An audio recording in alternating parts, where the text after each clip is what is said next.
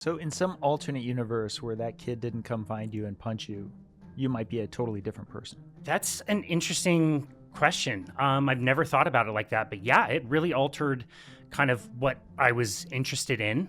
And yeah, I could imagine myself doing something completely different. Yeah.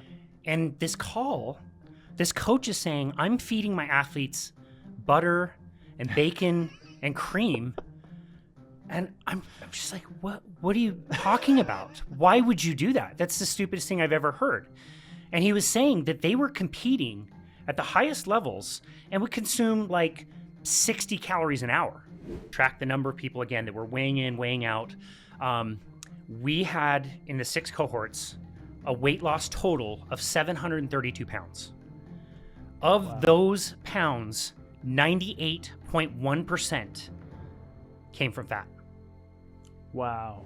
And I was reflecting on it, and I was like, why didn't I freak out? What happened to my, like, I'm not like anxious or worried like I normally am. I wonder what that is all about. And that for me was the strongest motivator to stay with Carnivore. It's like this low level anxiety that I always had that kind of just went away, was a big part of why I stay on it.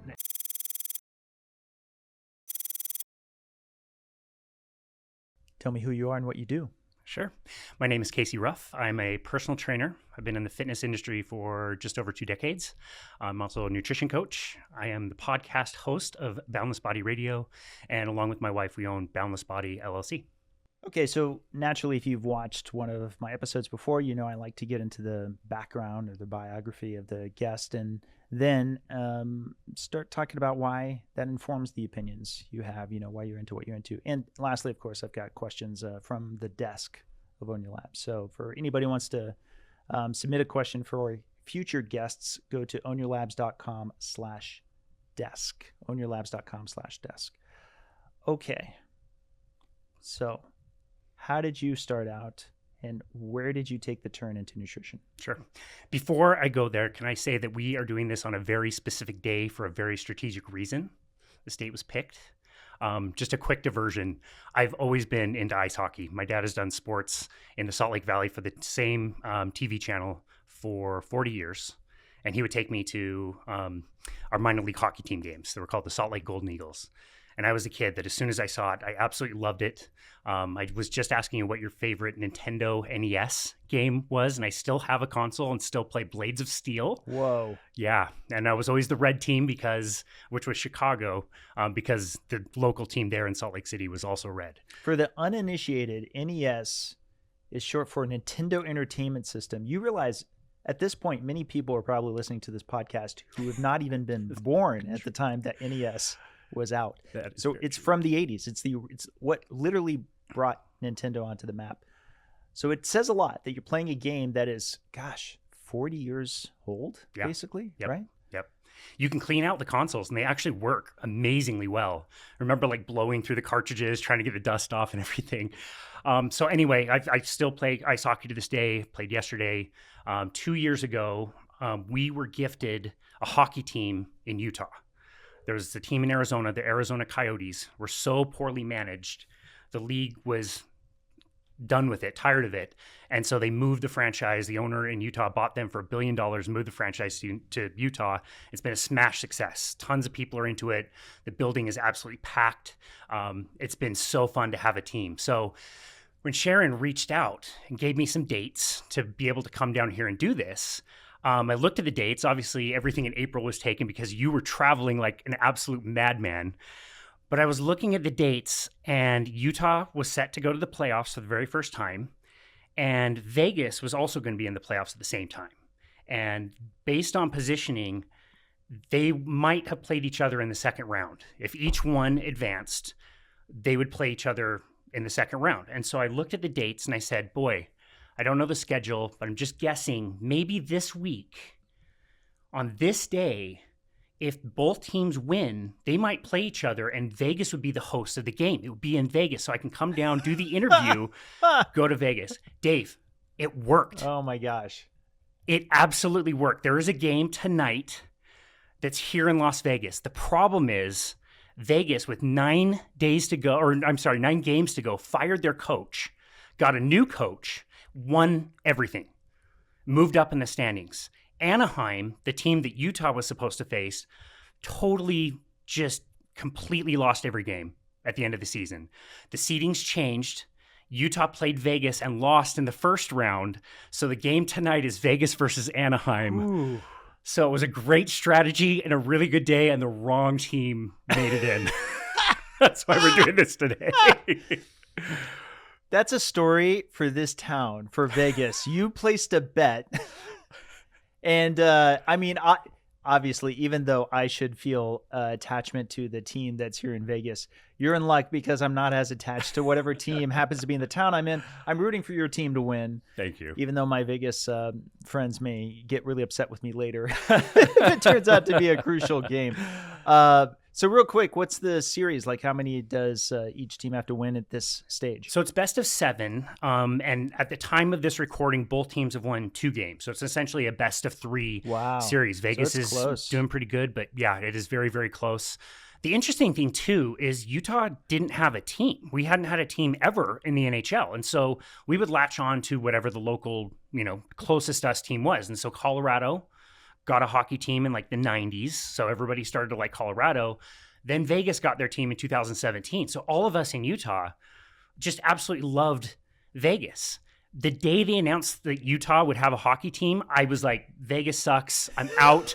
I gave away my Golden Knights, my Vegas Golden Knights jersey like that day, which was unfortunate because for the playoffs, Utah did a promotion where you could trade in any Vegas jersey for a free Utah Mammoth jersey. And I had already given my Vegas jersey away. So it's kind of like a mixed thing where we have to cheer against Vegas, but we were all huge fans of Vegas when they came. I so want to put a pin in this and get back to it because frankly, there's a real analogy with like diet tribalism when it comes to teams. And I feel like you kind of illustrated it right there. We'll hold that thought for a sec. Sounds but great. I am excited. I'm excited that you'll be able to turn this trip into a double header, right?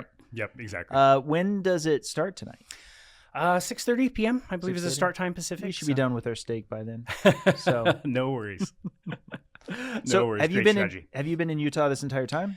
Yeah. So I was born in North Dakota. I said my dad has worked at the same station for over 40 years, but to get experience in the industry, he had to take a job at a smaller market. So I was actually born in North Dakota before my parents moved back to the Salt Lake area, kind of where they were from. And what industry is this? He's a sports anchor. So really, yeah, he's on TV. Has been for 40 years, but had to get some experience somewhere in Bismarck. Luckily, I don't remember any of it. My sister just lived in Minot, and they absolutely hated it. So that's where I was born. But yeah, my parents moved back to the Salt Lake City area pretty quick, and that's where I've spent most of my life. To answer your original question, kind of about nutrition, my interest really came in on the fitness side of things first. A really pivotal moment for me was being in, 6th grade, 7th grade. Might be hard to believe this, but like I said, I played ice hockey my entire life. I played in college and everything. I've never been in a fight ever. But I remember some kid had some beef with me. He came out to the schoolyard. He punched me right in the face. And I was in a fight that I didn't know I wanted to get in. So from there, I remember thinking I wanted to get stronger. I wanted to learn, how to avoid that in the future. So I was the kid who went out and went to the library, got the books all about bodybuilding. I went out and got an inexpensive weight set. I got a heavy bag and tried to learn how to do boxing combinations and that kind of thing. And that kind of started my at least interest in the fitness side of things, for sure. Along with that, I got a job in high school where I was working at a gym and doing a bunch of stuff as well. So in some alternate universe where that kid didn't come find you and punch you, you might be a totally different person. That's an interesting question. I've never thought about it like that, but yeah, it really altered kind of what I was interested in. And yeah, I could imagine myself doing something completely different. I mean, if I hadn't gotten my cholesterol results the way that I did, then I'd be in an entirely different situation. So it's interesting to look back at those little kind of deviations. So if the pandemic didn't hit, the company that I was working for at the time wouldn't have put me on unemployment, and my wife and I wouldn't have started our business, which we did in July of 2020. So yeah, it's interesting to kind of look back on some of those moments. We'll get up to that, but let's wind it back. So you're getting into fitness before you're getting into nutrition, or do you feel like they kind of happened at the same time? No, it was definitely more of the fitness side of things. Like I remember, being 16, 17, and it was the kind of resurgence of the Atkins diet, or people were doing a lot of the Fit for Life or Body for Life or whatever. I still remember the cover, which was interesting because that was... So is this in the 90s or the 2000s? Yeah, okay. Yeah, exactly. Late 90s, where Atkins was kind of having this resurgence, but it was also in the low fat era as well. And so people were eating more protein, but it was what I was noticing anyways, people were eating like chicken breast, really lean meats, not really eating the fat. And I remember people just being in really bad moods all the time. People would lose weight, but were not very happy. The original iteration of Atkins kind of hit in the 70s, 60s, 70s when people weren't fearing fat nearly as much. But so I remember that as part of the fitness, but really it was more interest in the fitness side of things. Like I said, when I was 16, I got a job at a small gym, and there I was selling memberships and cleaning equipment and making protein shakes for people. So I at least knew something. And that was my first exposure to seeing the personal trainers and thought they were all super cool and that sort of thing. But it really was a lot more fitness than it was nutrition at the time. So this is your 16, this is like your first job, basically? Yes. Yeah. Wow. And how'd you like it? I loved it. I worked there for 2 years. I really loved the people side of things. Like I got to the point where I knew everybody on a first name basis. Like I said, it was a small gym. And so, the same people come in the same days, and they were all really friendly to me. And like I said, seeing the personal trainers, I just thought they were super cool. They were all really fit. They seemed really smart. Yeah, I really enjoyed it. I never intended to do it professionally, like training, but that was my first exposure to kind of gym culture and personal trainers themselves. So you worked there 2 years. Where'd you go from that? Well, from then, I did 1 year of college. The school was called Dixie State at the time. They walked back from that. This was in St. George, Utah. It's now called Utah Tech College or whatever.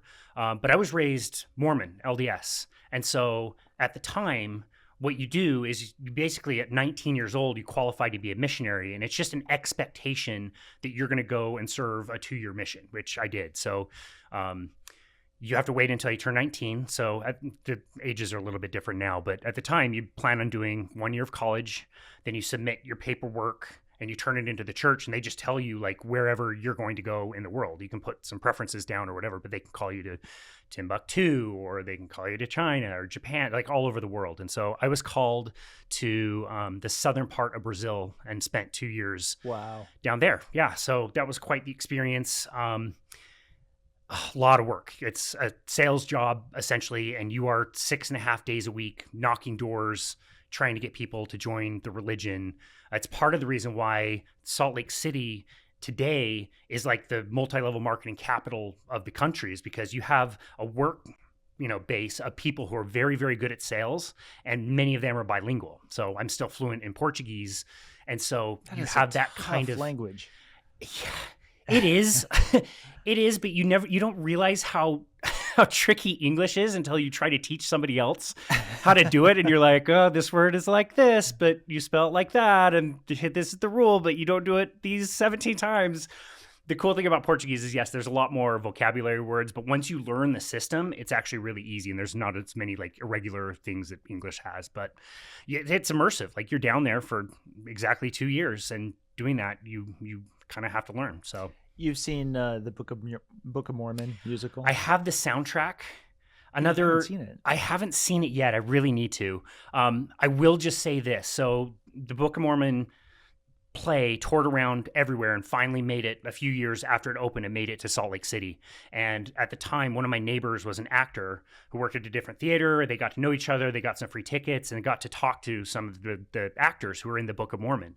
And they said when they first came to Salt Lake City, it completely goofed up their routine and their timing, because they would say something in Chicago and maybe get a few laughs. They would come to Salt Lake City and everybody would know what they're talking about, like really obscure things. People would howl laughing, and it totally goofed them up. They had to relearn all the timing of it when they performed in Salt Lake City, since we know all this silliness. But I have the soundtrack, and it's pretty funny. Part of why I bring this up is, as you at least know from the soundtrack, it takes place following two protagonists who are Mormons on a mission. and it's a mission that takes them to Africa, and I'm not going to ruin too much of it. But one of the things that I think really says a lot about the church is that they straight up embraced it. They even had a running ad in the playbill, and they said, they say the book is always better than the movie. And same thing. A lot of the Mormons I know love the musical.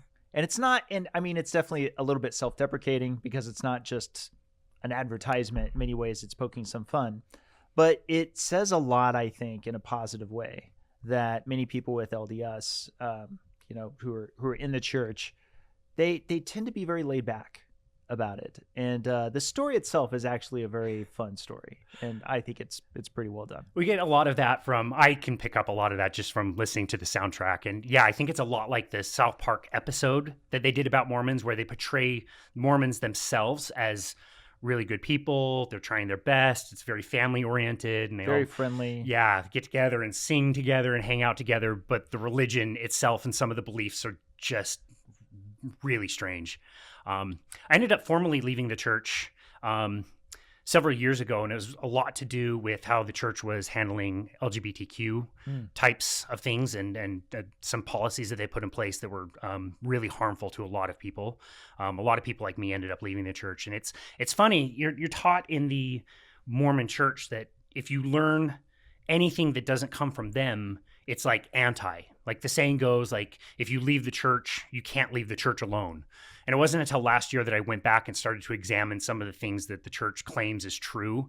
And it's very similar to learning about nutrition. There's this whole thing in this story. Well, that didn't happen. There's achronicities and all these different things that make things impossible. And so it's been kind of fun to learn about. But anyway, yeah, it was 2 years that I was down in Brazil. So yeah, that was the journey there. So you come back from the mission, and now you're fully heading into your career. Did you know this entire time you were probably on the trajectory of fitness and nutrition? Absolutely not. No. So I was a hockey player always. I was a cyclist always. I was using heart rate monitors and using that to track things back in the day. But I was actually way more successful through high school and in my year of college that I'd done to that point in architecture. So I was planning on becoming an architect. Yeah, imagine that, right? Personal trainers can't even count to 12 accurately, and the amount of math I would have had to do as an architect would be absolutely insane. But yeah, I was going to school to be an architect. The culture in Salt Lake City, the church culture you're checking boxes. So you graduate high school, you do your year of college, you go on your mission, you come back, you get married. Get married as soon as possible, start having kids as soon as possible. So that's what I did. I got married in 2006. That was the year my mom passed away of cancer, a 7.5 year battle of cancer, which is kind of, now really fitting and part of the reason why I'm so into nutrition. But yeah, it was 2006 when I was studying to be an architect, and a gym had opened up, a big gym. There's 2 of them here in this valley. And it was really upscale, very expensive, but my then wife at the time, my ex-wife, and I decided that hey, if we just cut back on going out to eat, we can afford, I think it was $90 a month, quite expensive for a newlywed 22-year-old couple, to go to the gym. And I joined the gym in maybe October of 2006 because I needed a place to train in the off season for cycling. So that's what I did, joined the gym, which had just opened, and they had a staff of maybe 30 personal trainers. And I was watching them, and it was cool the way they were interacting with people. It took me back a little bit to having that gym or that job at the gym when I was in high school. But more than that, this company also sold heart rate monitors, and they would use them with their clients and program them and all that stuff. And I'm a little bit like you in the way that when I learn something, I want to really learn everything top to bottom. One of my strengths based on the strengths finder test that I've done is maximizer. So at the time, as I'm watching these trainers kind of struggle with heart rate monitors, I'm like, well, whatever they're doing, I can do in my sleep. Kind of forgot about this. This is funny. When I went to college at age 18, my parents gave me a TV VCR combo. We might need to define what a VCR is for people who are watching and listening out there as well. I think my mom was still salty about it for quite a while, but I returned it to get a Polar S210, I think it was, heart rate monitor. And I knew it up and down. I had it fully programmed. I tracked every one of my workouts and all my average heart rates and all that stuff. And so again, a few years later, as I'm in this gym, I'm training in the off season, I'm watching these trainers and I'm like, well, that looks pretty fun. And I've got the expertise in heart rate monitors as well. I know more than any of these guys. So at the time, I marched into the personal training manager's office and asked him what I need to do to be a trainer. And part of that short discussion, he told me, I'll never forget this. He told me what a personal trainer was selling. He called it writing. This trainer's writing $8,000 a month being a trainer. And I thought to myself, $8,000. He's making $8,000. That's amazing. He was really making a 20% commission on $8,000, but I didn't know that at the time. So I thought, well, hey, I could do this. This would be a great stopgap. I can make tons of money. I'll do this while I'm in school and get my degree and everything else. And so that's what I decided to do. He told me which certification to get. I went out and hit the books, took my test, passed off as a trainer. I started working in March of 2007, working for this club, and I never went back to school. So basically, you didn't go back to school because you were having such a good time and likely seeing less and less of you enjoying architecture in the way that you thought you would. It wasn't like a conscious decision. It was just one of those things that like I started doing it. I really enjoyed it. Within 3 months, they had put me in charge of the heart rate monitor program side of things. And so I was in charge of educating the staff, teaching them how to use heart rate monitors. They had, back in the day, just really arcane ways of like syncing up data to a computer and things like that. So I learned all of that. And I also got trained to use what is called a metabolic cart. And that's where the story kind of evolved for me and got a little bit more interesting. But being a trainer, it wasn't like a conscious decision. I don't know many trainers that have been doing what I do for as long as what I do. A lot of trainers get really good at sales and then go sell medical devices or whatever. But boy, I just really enjoyed interacting with people. You know, I don't think a lot of people realize, like, you train with Ben, right? Do you still train with Ben? Mm-hmm. How many hours have you spent one-on-one with Ben at this point? That's a tough question. I mean,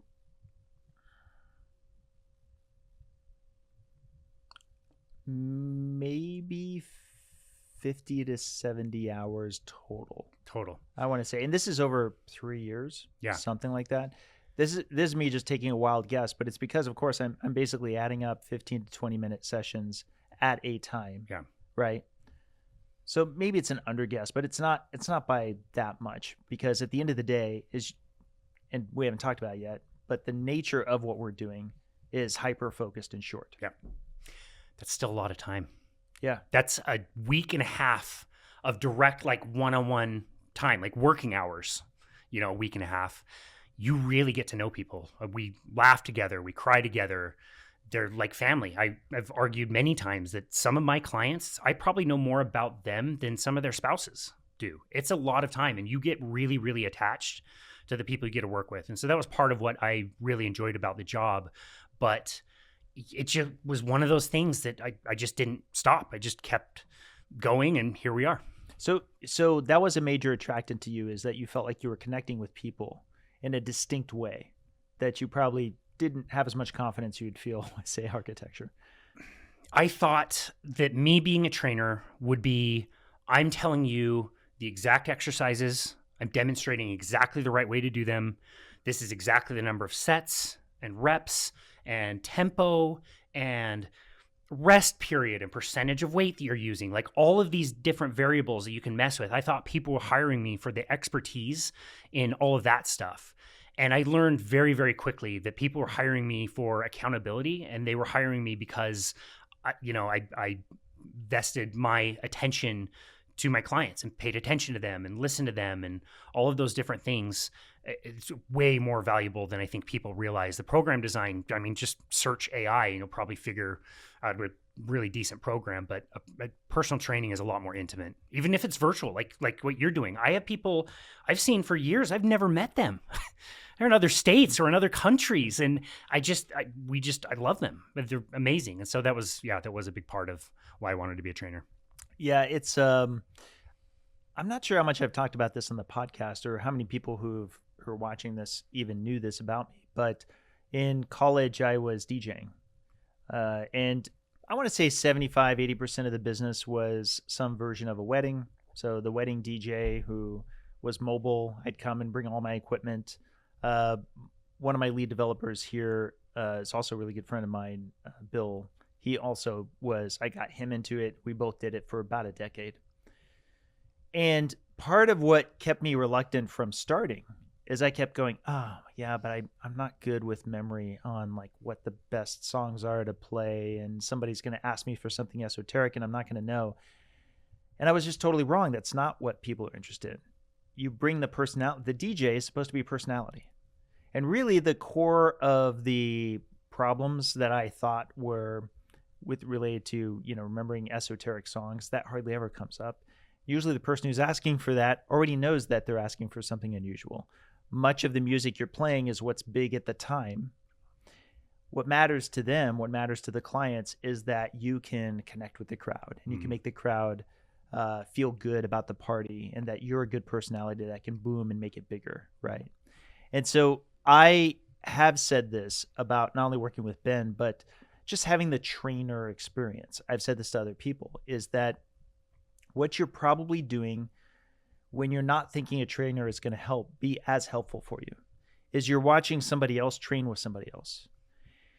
And you don't actually understand because you haven't experienced it what a big deal it is to feel like somebody's not only telling you what you should be doing, but is actually really invested themselves in your progress.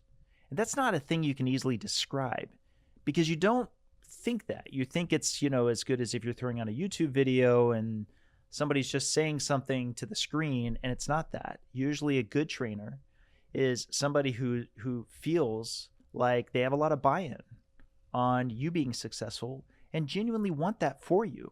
That's that human connection. And so that changed because now me in my later years, I'm going, no. If you're having problems, like you believe you should be in the gym and you know you're not getting enough time to at least maintain some level of fitness, you really should think seriously about getting a trainer. Just try it. Just try it for the experience. You might be surprised. There was something Ben said very early in that I now say in the same way to get people to relate to it, is it gives you the opportunity to be a passenger. So when somebody's your trainer, they're kind of driving, you're still definitely the person putting in the effort. But I find I can get a little bit more effort when there is a trainer, just like if there's a sergeant, right? Who's not in a bad way, but just who's pushing you further a lot of times than maybe you are naturally going to push yourself in that same setting. That's right. That's a great way to say that. And it's also like sometimes I need to be the accelerator and other times I need to be the brake. Sometimes people want to do a lot more than they probably should. And we have to kind of slow people down, make sure they're taking rest times. Injury prevention is such a huge priority to me where, in the beginning of my career, I didn't really ever think about that. But yeah, it kind of goes both ways. It also has to do with the personality of the person you're working with. So the style of training that I mostly do is very similar to what Ben does. He's one of the biggest people that I followed and learned his methodology. I believe 100% that is the most efficient and amazing way to train somebody. Go ahead and describe it for us real quick. So sure, what it's called is high intensity training. And the trick is most people will say, oh, I know high intensity training, but they're talking about HIIT, high intensity interval training. So this has been made popular by lots of different studios, people that go with big groups and they're running around and throwing things. And it's very explosive energy based things. You're jumping. In our day, there was P90X, I want to say. That's one I was exactly going to say. It's very HIIT. You see the people in the class and they're just like jumping up and then they're going down, they're doing burpees, and it's very, very move quick, move fast, etc. And I do want to draw it back to what you just mentioned, where you can and should consider being afraid of an injury, particularly if you're getting older in life. You've got to be mindful of the fact that those kinds of things allow for more of an issue. And it was something I was afraid of until I was connecting with Ben. So with that in mind, go ahead. Yes. So you have to clarify some of those things. So I'm glad you did clarify that. High intensity training, it's a really esoteric kind of form of training. It's, was created in the 60s and 70s, and certain people started to make it a little bit more popular. But you're taking a fairly heavy weight, however you want to do it. You can use bands, you can use dumbbells, barbells, machines, whatever you have available, and you're moving the weight extremely slowly, just up and down, back and forth, however you're moving, and you get to this point of really pushing up to what your strength level is. And so if somebody is listening and not watching, like, you get to this point of like, you feel anxious, you feel a little shaky, you just can't really push that weight very much further. And that type of effort is the high intensity part of it. You might not even be breathing through your mouth. You might be breathing through your nose. Your heart rate might not be very high. The intensity is in the actual muscles themselves. And what you're doing is systematically going through and exhausting each type of muscle fiber until it's completely toast. So I will explain to people that if you go to a gym, and let's say you jump on a bicep curl, and you're doing 3 sets and you're doing 12 reps. You get to the third set, you're doing your reps, you get to 9 and 10, 11 and 12, and you decide to stop. You set the weight down and you walk off and do something different. You signal to your body that your required level of strength was well within what you can already do. You were able to do the 3 sets to 12. Well, to get stronger, the body doesn't want to just do that spontaneously. It needs a reason. Your bodies are lazy. You don't want to be working more for a certain result unless you really actually need it. So it's when you push that level of strength that you have and you signal to the body that, like, we're right up against it as far as our current level of strength, that's when the body says, like, whoa, that sucked. We can't do that again. Let's get stronger. Let's make the bone stronger. Let's make the connective tissue stronger. Maybe you're adding muscle as well. All of those things are the positive adaptations of pushing yourself to your current limit of strength. And then I'll say also that it's really kind of on a teeter-totter with frequency. So if you push yourself really hard and have high intensity, your frequency has to drop. You can't do high intensity work very frequently. Some people will tell me, like, oh, I lift like that. I do that 4 days a week. And I say, you're not doing it like that. If you're able to do it 4 days a week, it is not intense enough.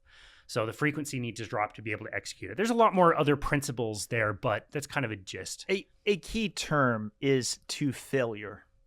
And I like that, because the catch with limit is that can be interpreted a lot of different ways. But I like this term, to failure, where you're pushing, and then you really do hit this point where you're like, I just can't. Like, with all of it. And the challenge is to get to a level of mindset where you know the difference. Because getting to what you were talking about, the body is typically signaling you cannot do something way ahead of you actually not being able to do something, actually getting to a point of failure. So if I'm like, oh, I can't, this is a distance runner. I found that in the beginning, I believed that it was 50% the training and like maybe 50% the mind. No, it's like literally 99% the mind. That 1% of training is crucial. But the further I'm going, the more I find I just have to get out of my head. I have to quit listening to the big part of me that's like, haven't you done enough? Can't you just go ahead and walk now? I mean, we're really tired, right? Are we though? Are we really that tired? How often have I ran to the point where I literally just can't run, right? And by that same token, how can I push myself, lift, do any kind of press to where I get there? And so this level of training, this is the part a lot of people may not realize. You actually don't do many reps at all. So I, started when I was doing weight training, especially in my 20s, it was 3 sets. 3 sets of 8 or 3 sets of 10 or something along those lines. The exercises I'm doing with Ben are typically 2 to 4 reps, which might sound like a small amount, but exactly what you said, they are super slow, and they may look from a distance like they're really easy because you're just going so slow, but they're excruciatingly hard. And we're using, we've got a full body gym thing. So it's the plank, and I'm usually, working against my own body weight. But the good part is that I got to a point where now I wear a weighted vest with a bunch of sandbags in it. It's 40 pounds. That's good. Yeah. And I mean, it's the strongest I've ever been in my adult life. And I can never repeat this to enough people. It's the strongest I've been in my adult life for what is a tiny investment of time every single week. Like it's hard for me to believe how much of the gains I've gotten are in spite of how little time that I put in relative to what I thought you needed to do. Yeah. To not only get strong, but to maintain strength. Such a good point. The other cool part about it is, when I was trained originally as a trainer, we were trained in what is called functional fitness, meaning if I'm looking at this particular human, I'm kind of taking a look at all the things that they do in life, and we're trying to match the training to look like what they do in real life. I'll give you an example. I'm a hockey player, right? So my past thinking about training for hockey in the gym was like, okay, well, I'll just do things that look like hockey in the gym. So maybe I'll have a stick, it's got a band on it, and I'm going to swing it like I'm chopping my friend's thigh or something. I might jump back and forth as if I'm skating, right? And working those muscles. I want it to be explosive the way a hockey play is. Like when I'm on my skates, you got to move pretty quick. Shifts last a minute, 2 minutes, and then you got to get off the ice. So you're going all out. So I would try to match those variables and in the gym. And the learning that all of those things, none of the exercises that you would do in a gym are ice hockey. Ice hockey is played on a sheet of ice. It's 200 feet long. An Olympic size rink like we have around the Salt Lake Valley is 100 feet wide. It's played with 5 players on each team and a goalie, and we skate on ice, and the puck weighs a certain amount, and we skate around and talk trash to our buddies, and that's the context. If you want to get better at hockey, go play hockey or break down skills from a hockey game, but do them on the ice with your gear, with the puck that weighs the same. Like all of those things, nothing else is going to make you better at hockey than actually being good at hockey. Use the gym to build strength for everything. Then go do whatever skill you like, whatever sport you want to play, whatever, go do that. And you just, like you said, it's such a small investment of time in the gym that you just opened up a ton of time. Now go enjoy yourself. Do something fun that you really love. And again, I could do this with a 10-year-old. I could do this with a 95-year-old. I interviewed a woman on my podcast last year who works with geriatric patients. She works with 70-year-olds, 80-year-olds, 90-year-olds. And this study wasn't even new, but they took a group of people, strength trained them, a geriatric population. They spontaneously started walking like 35% more on their own. Nobody had to tell them to go walk more. They wanted to walk. It's just they didn't have the function. They built strength through strength training and then spontaneously were moving more. So I would train the same way for a personal or for the professional athlete as I would a stay-at-home mom. It's a system that works with everybody from, like you said, whatever equipment that you have, you can make it work with everybody. And then you're developing global strength that you can apply to anything. So getting back to your timeline, you've now basically found what it is you want to do. This is late 2000s, right? Were you basically at the same place into the 20 teens? Yes. So I was managing my club's heart rate monitor program. Another person was managing the part of the program that I mentioned earlier, which was a metabolic cart. So I was trained in how to use it, but I wasn't managing the program. Eventually that person quit and I fell into that role where I was again, educating the trainers not only about heart rate monitors, but about this metabolic cart that we would use. Again, this is back in 2007. A metabolic cart is something where you put a mask on, it's open in the front, and there's something that collects respiration. You have an umbilical tube that connects that mask into a box that is then connected to a laptop. So this is a metabolic cart. Your breathing is a direct correlation with calories that you burn. So we're sitting here having a conversation. We're not working very hard. We're not burning a ton of calories. We're both nose breathing. Our heart rates are not very high. Pretty chill. If we decided to run down the street and sprint as fast as we could, obviously our heart rates would go up. Our exertion would go up. We'd be breathing much, much heavier. So a metabolic cart gives you insight into how the body is using energy. The metabolic cart that we had also went one step further, where it would analyze the difference between the oxygen that you would breathe in and the carbon dioxide that you would breathe out. That extra step not only tells you how many calories you're burning, doing whatever you're doing, it also tells you where are those calories coming from. Namely, are you burning more fat or are you burning more carbohydrate? Your two energy sources inside the body. And you're getting to one of my favorite tests there are, which is the respiratory exchange ratio. Yes. So that exchange of how much oxygen is coming in, how much carbon dioxide is leaving, gives a sense of the fuel being used by the cells within your body. Correct. And the reason it's great is I feel like it's the true gold standard for especially understanding how much you're powered by fat versus powered by carbohydrates. Correct. Yeah, that's great that you know that. RER for short is respiratory exchange ratio. We also called it RQ, respiratory quotient. We understand that fat burns at a ratio of 0.70 and carbohydrate burns at 1.0. So there's a range there and there's other nuances in that. But generally speaking, if you know your respiratory quotient or your respiratory exchange ratio, like you mentioned, then you not only know how many calories somebody's burning, but you also know where those calories are coming from, fat or carbohydrates. We had two versions of that test. So one version of the test we called the resting version of the test, where you would come in, we would put you in a comfy chair, usually in the morning, we hook you up to everything, we turn off the lights, and we leave and come back in 20 minutes. We allow you to rest and do nothing. You're just sitting there, being you, breathing, and that's it. We'll come in, we see the data, we chop it down, edit it so that it's, we find the flat line and we extrapolate that to say, okay, you burned this many calories in 15 minutes, extrapolate it out to 24 hours, your resting metabolic rate is X. There's a formula that you can use called the Harris-Benedict formula, and that is an assumption based on your age, height, weight, and gender of what that number will be. How many calories do you burn in a 24-hour period doing nothing?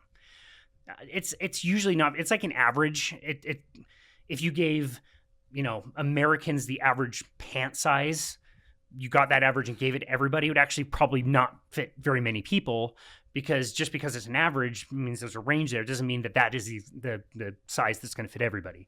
But it at least gives you like a baseline of what you would expect for somebody. So quick aside on that, I remember, I think it was 2010, a woman had come in to do this test, and she just got booted from The Biggest Loser, which was notorious for killing people's resting metabolic rate. They studied that in 2016. This woman comes in, she just got off of the show, horror stories, of course, of working out a ton and only eating a limited amount. Based on her formula, her metabolic rate, her resting metabolic rate should have been about 2,000 calories, and it was half. It was about 1,000. So we could kind of logically say, like, wow, doing a lot of dieting paired with exercising a lot actually has a negative impact on your metabolic rate. We knew that. The second version of the test is more like what most people would associate with a VO2 test. So you'll see athletes get this. You may have done this, through your running career, where it's a ramp protocol. You start out maybe walking, you get to jogging, then you start running, and you either add incline or speed until the person is done and wants to give up. So that will tell you VO2, which is a metric often cited with longevity. I have some issue with that, but right. It is the maximum amount of oxygen you can take in per 1 minute of exercise divided by kilograms of body weight. A lot of people miss that, and it really annoys me that people miss the number is a relative number based on your weight. If you want your VO2 to go up, you can train hard and train in your high VO2 max zone and be more efficient at transporting oxygen, or you could lose a few pounds as long as it's not contributing to oxygen transportation. People miss the weight part. But anyway, I digress.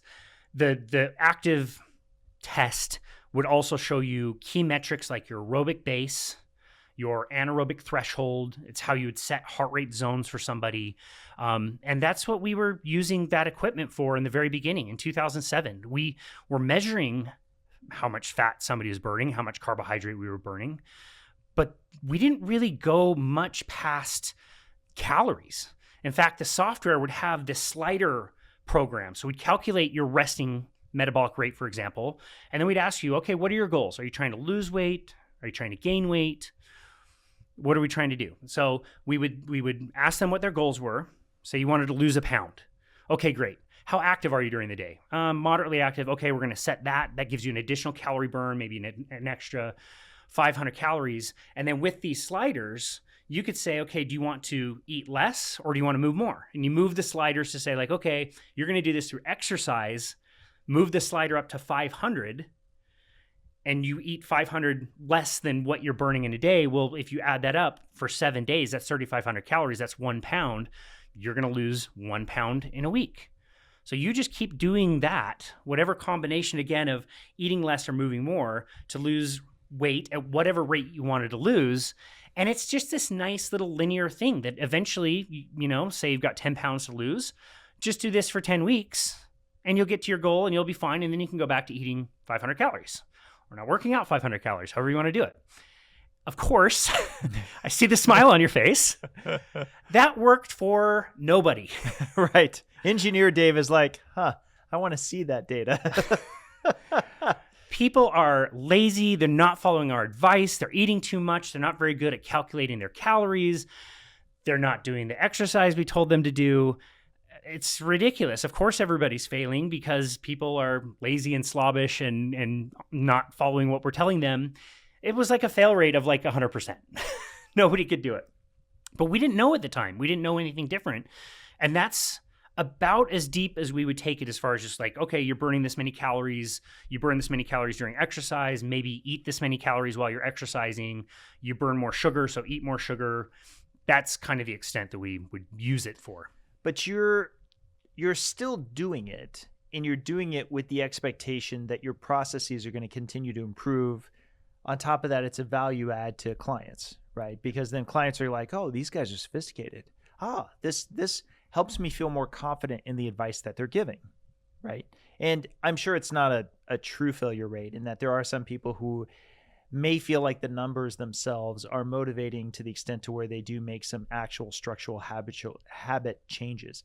It's just to the degree that you could actually plot it and it's this nice, clean, perfect linear line. Yes, that's the part that, I'd be wondering about. It's, to bring up the common analogy of the quote unquote gym membership, having the gym membership doesn't automatically make you do the work. Just like having the numbers that are from the cart doesn't actually necessarily make you do the work. But I do find sometimes data can be motivating for some people in a way that having a conversation can't. Because you can think I'm judging you a lot based on things you're telling me. And I have this statement I make all the time to my family and friends when they're showing me their blood work. And they're like, no, but I've been on this diet.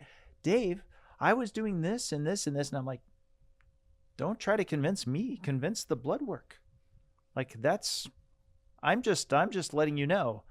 I myself am constantly making adjustments based on what my blood work comes back as. And it's the authority.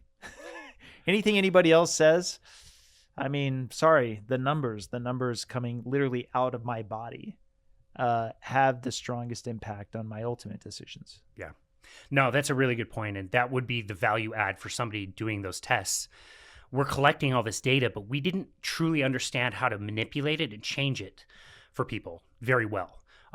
We knew that, you could work out in a certain zone and that might improve your efficiency a little bit or raise your aerobic base to be at a higher heart rate range, but we weren't doing anything very much more sophisticated than that. So you were basically in typical calorie in, calorie out mode. And I mean to say this in almost a in defense kind of way, because as I cover a lot on this podcast, I think we're wired to want simple solutions And a lot of times it feels like something is simple enough, right? It's kind of a Tim Ferriss kind of thing where I know enough to know that, look, at the end of the day, you just need to get the calories down enough in order to lose weight. And I think that to some degree, that simplistic concept sort of keeps people from jumping into nutrition sooner. So if they feel like it can be simple enough that they don't have to bother taking as much time to learn these nuances, look, I'm sure there's some interesting things that you could, understand about nutrition, but at the end of the day, just eat less, right? Right. Keeps things really simple. And yeah, it resolves your responsibility to go out and learn something new. I have, skipping ahead a little bit, but I had so much resistance. I was introduced to Nina Teicholz's work back in 2014 when her book came out. I listened to an interview where she talked about some of her concepts in Big Fat Surprise. And based on my Facebook history, I didn't actually crack the book open until 2016. And I think it was because I had resistance to it. Right. I thought, like, this is completely against everything I've ever learned. If she's right, and I think she might be, all of this other stuff is wrong. So that's jumping ahead in the story a little bit. Back in 2012, our company started doing some consulting work with a coach based out of Colorado. He wasn't with our company. He was using the same equipment that we were. He had just came out with a book called the Metabolic Efficiency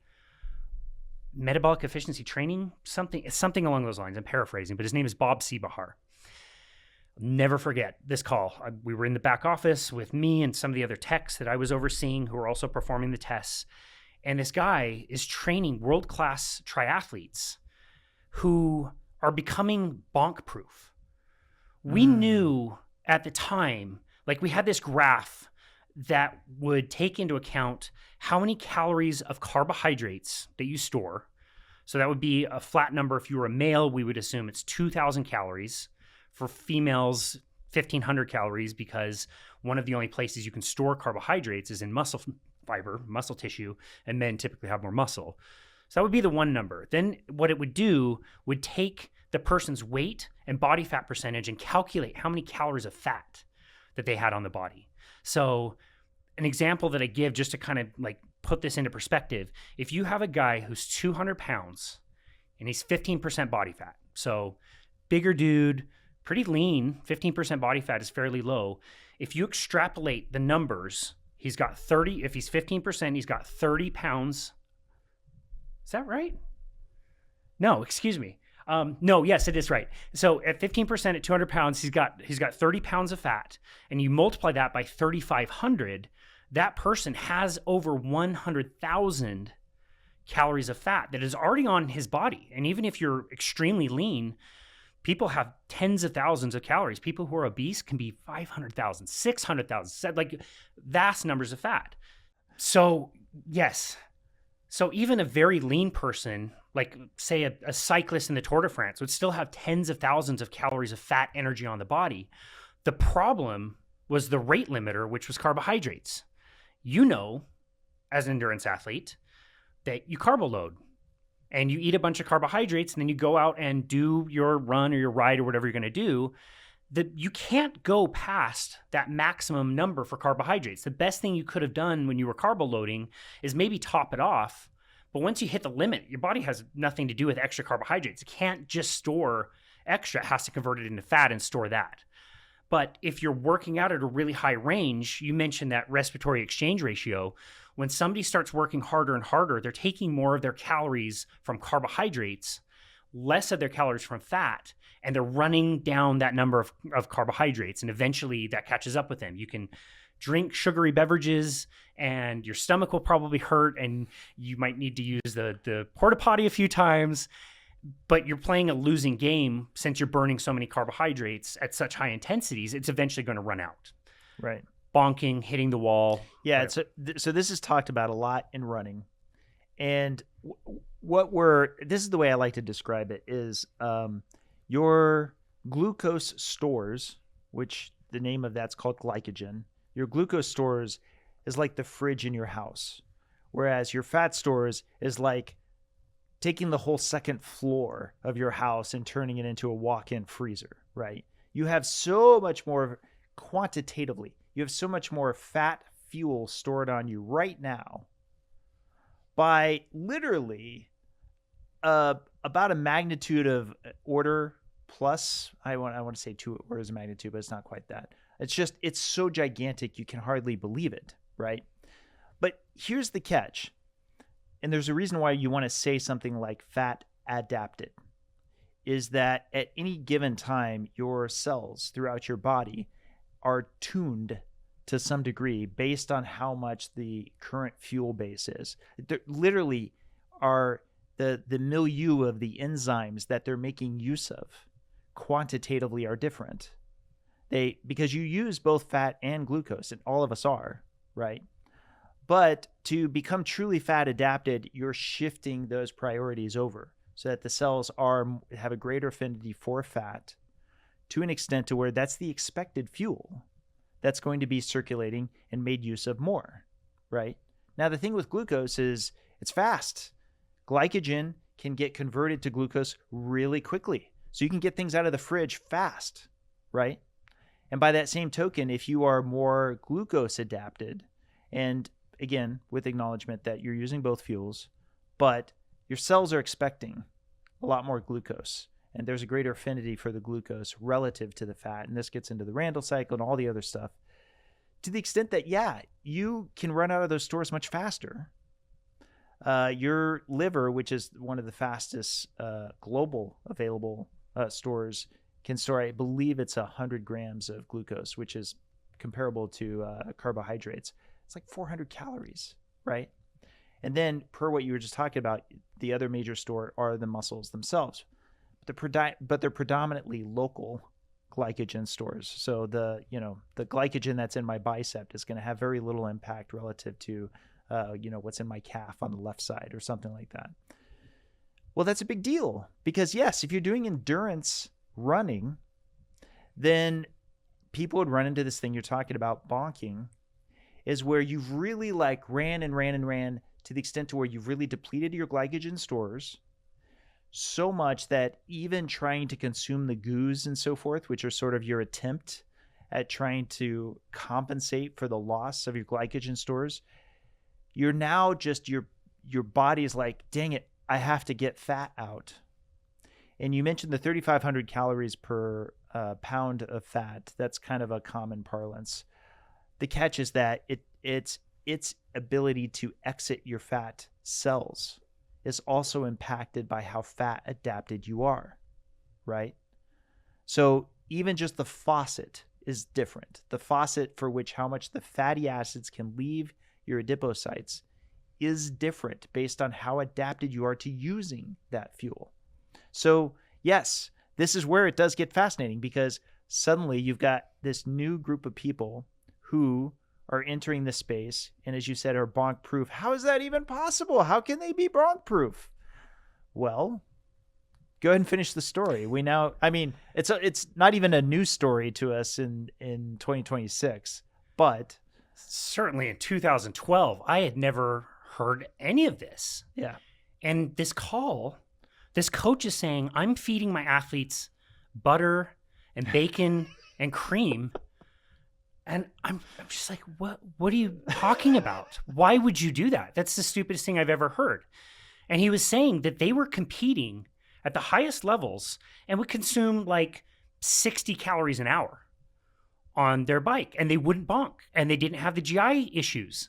And that's all I knew. Doesn't make sense. Makes no sense. Are you kidding me? Like, dude, I'm downing at least one bottle of Cytomax an hour. My team would ride for about an hour and a half, stop at a gas station, and I would get those the red packages of the double chocolate cookies, break those in half and get those down the hatch. We'd drink Cokes. We'd eat Fig Newtons is a huge thing for cyclists for whatever reason. That's all we knew. And then this guy is feeding people fat and saturated fat, and they are thriving, and they're not bonking. It made no sense. Not only that, but in endurance sport, the term periodization. You can't be peaked all the time. You have to choose when you're going to be peaked. And so if you're smart, or you hire somebody who's smart, they're going to build you up so that you're peaking perfectly for whatever your highest priority event is. Let's say you're doing Boston, it's in April, you know, you want to be building your training in cycles. You know, macro cycles is the big view. Micro cycles is maybe like a week at a time. You're looking at everything, you're planning your rest and recovery, and you're building yourself up so you can peak for this one event, and then you decondition. Well, this guy shows this diagram of plates that are periodized. They're not the same plate all the time. It's targeted for the time of year for an endurance athlete. And I noticed it's a lot higher fat and less carbohydrate in the off season. And then they start adding in more as it gets closer to the peak season. And all of this is just absolutely absurd to me. I've never heard of any of this. We kind of had an idea that you could change your training and maybe improve your endurance a little bit that way, but never that you could do it through nutrition. And this is a key. It's such a huge paradigm shift that I think a lot of people don't truly recognize. Is Atkins has been around this whole time, but that was for non-athletic people. That was people, you know, for people who are basically trying to lose weight. Actual competitive athletes, I mean, it's all about the carbs. It's all about topping off those glycogen stores. It's all about trying to understand how it is that you could get that fuel through you and power that performance. And sorry, carbs are the way, right? So this idea that people would voluntarily have a lack of carbs so that they can be powered by fat. I mean, fat's not explosive. It's not like the glycogen stores that we've learned so much about, that explosive energy. And I'm very upfront about this on the podcast many times. If somebody was asking me, you know, can you be a fat adapted athlete with virtually anything that you do? Is it the same difference either way?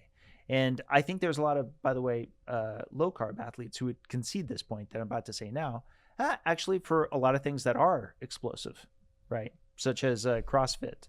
I wouldn't be surprised if people were fat adapted would have a tougher time relative to carb adapted athletes. That said, when it comes to endurance, when it comes to like these distance runs, when it comes, I don't know if you heard about the couple that actually rode from California to Hawaii. Did you hear about this? I don't think so. It's bananas. I couldn't believe it, but I believe they did it fully in ketosis. And again, these kinds of crazy distance feats. Now I understand it, having done it both ways. I'm not into running like I used to be, but before I'd gotten into a ketogenic diet, I know what that experience was like. And I know what the experience was like on keto. And I literally described it this way before I even understood any of this biochemistry. Is I was like, wow, it's like my second or third mile, which is usually like the peak moment. I'm like, yeah, jumping out there. But then when I'm getting to my 11th or 12th mile in like a half marathon, I mean, I'm like really run down by that point. And I'm like, it's just a head thing, Dave. You just got to like make it all the way through. It's so even now where if I'm fully in keto, second, third mile is not that much different from the 11th or 12th mile. Like it's well said. It feels very comparable. Yep. And that leaves it back to the head game, because the head game still I'll mention one more thing before getting off this. I did have to kind of retrain my brain, because this is a theory I have. I think many of us have some level of internal wiring where we're somehow aware of our glycogen stores, or at least that there's this lack of interplay signaling such that I feel like I don't have the fuel I have. And I had to unlearn that, because there were a lot of times where I was doing training and I was like, I kind of want to stop here. But why? I'm not tired. Why do I want to stop? Like, where is that coming from? Yeah. And I had to learn to kind of overcome that. But it was an interesting, it was almost entirely like in the executive function of my brain, not in like the limbic system. It's not like I was exhausted and like really my arms and legs were just totally spent. It would be like in the middle of feeling just perfectly fine, and yet somehow feeling like I just didn't have the fuel that I knew I did have. Psychological. Yeah. Yeah. I'll give you a good example of what you were just talking about. So last week, I did a bike ride. It's a great benchmark bike ride for me because it's exactly 20 miles, like on the nose. And so I kind of use it to see like, where's my fitness at, whatever. I did it in an hour. So I averaged 20 miles an hour. I kept my heart rate right around my aerobic base, my maximum kind of fat burning. I just had a VO2 max test done. So I knew where those numbers were. That was about a month ago. But I did my benchmark. I'm still as fast as I always have been. I'm 42 now. Yesterday I played ice hockey. The ice hockey game started at 11:45 and went until 1:15. The guys kind of know what I do for diet is a little bit different. So one of my buddies on the bench yesterday was like, well, what have you eaten today? And I said, well, I haven't eaten anything. I fast on Mondays. And they're just appalled. Like, well, how did you not eat? and that is a very glycolytic exercise. Those are two completely different things, where one, I'm getting my heart rate up very, very high for a minute or two, then recovering. I feel great for the entire thing. I don't even eat immediately afterwards. I fast until about 6 on Mondays is kind of like a reset. So it's interesting that it works. It can work on both. It works for explosive and it works for endurance. But yeah, back in 2012, we didn't know any of that. I'm certainly a slow learner and it takes me a while to kind of change things, but we were slowly starting to add fat in. At least it was okay at this point. This is after the call. This is after the call. So now you're opening up. All right. Because you're hearing performance reports that now your mind's opening up to, okay, so maybe there is a way this could work. You can have a little bit of fat, for example. Like, okay, then avocado's working its way in. Olive oil, I guess, is really good for you now.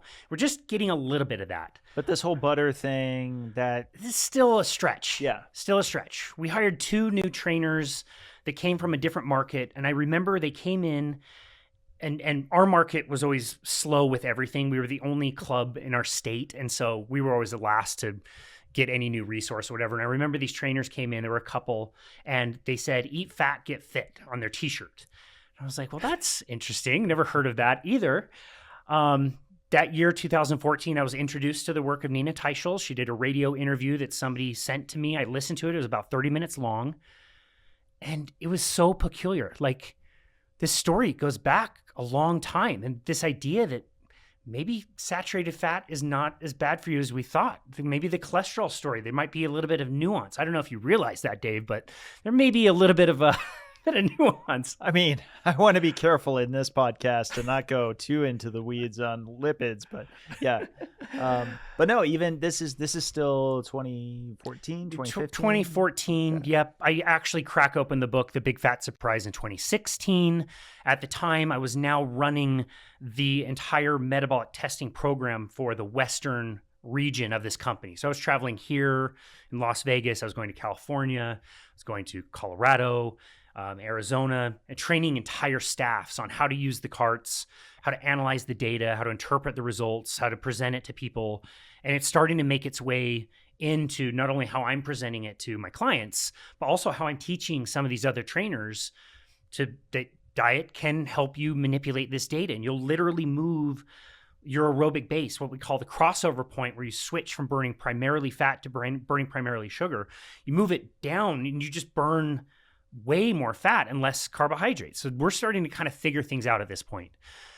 It was about this same time that our company decided to pilot a program called the 90-Day Challenge. The 90-Day Challenge was obviously 3 months. It was weight loss centered. People would sign up for the program. We, the trainers, would discount our services, discount the supplements, get people really excited to be able to do this program. And the company just made tons of money. It was cuckoo bananas, but people spent a lot of money on a lot of different things. And, you know, the company wants to make more money. So they changed it from doing a 90-day cycle twice a year. A few years later, after making so much money, they said, why don't we make this shorter, make it 60 days and run it 4 times a year? As trainers, we had to take people through this program. Like I said, we discounted our sessions and we'd be handing out packets of information that had a bunch of recipes. We ran workout programs. We did free weekly events. It could be a kettlebell class. Maybe it's a cycling class. Just huge packets of information with food lists. People were out at grocery stores shopping for rutabagas. Like I remember one night, one of my clients called me crying from the grocery store because she couldn't find arrowroot powder. really weird, obscure stuff and recipes that, again, had so many ingredients, things that people wouldn't eat, didn't know how to make, food to be going bad.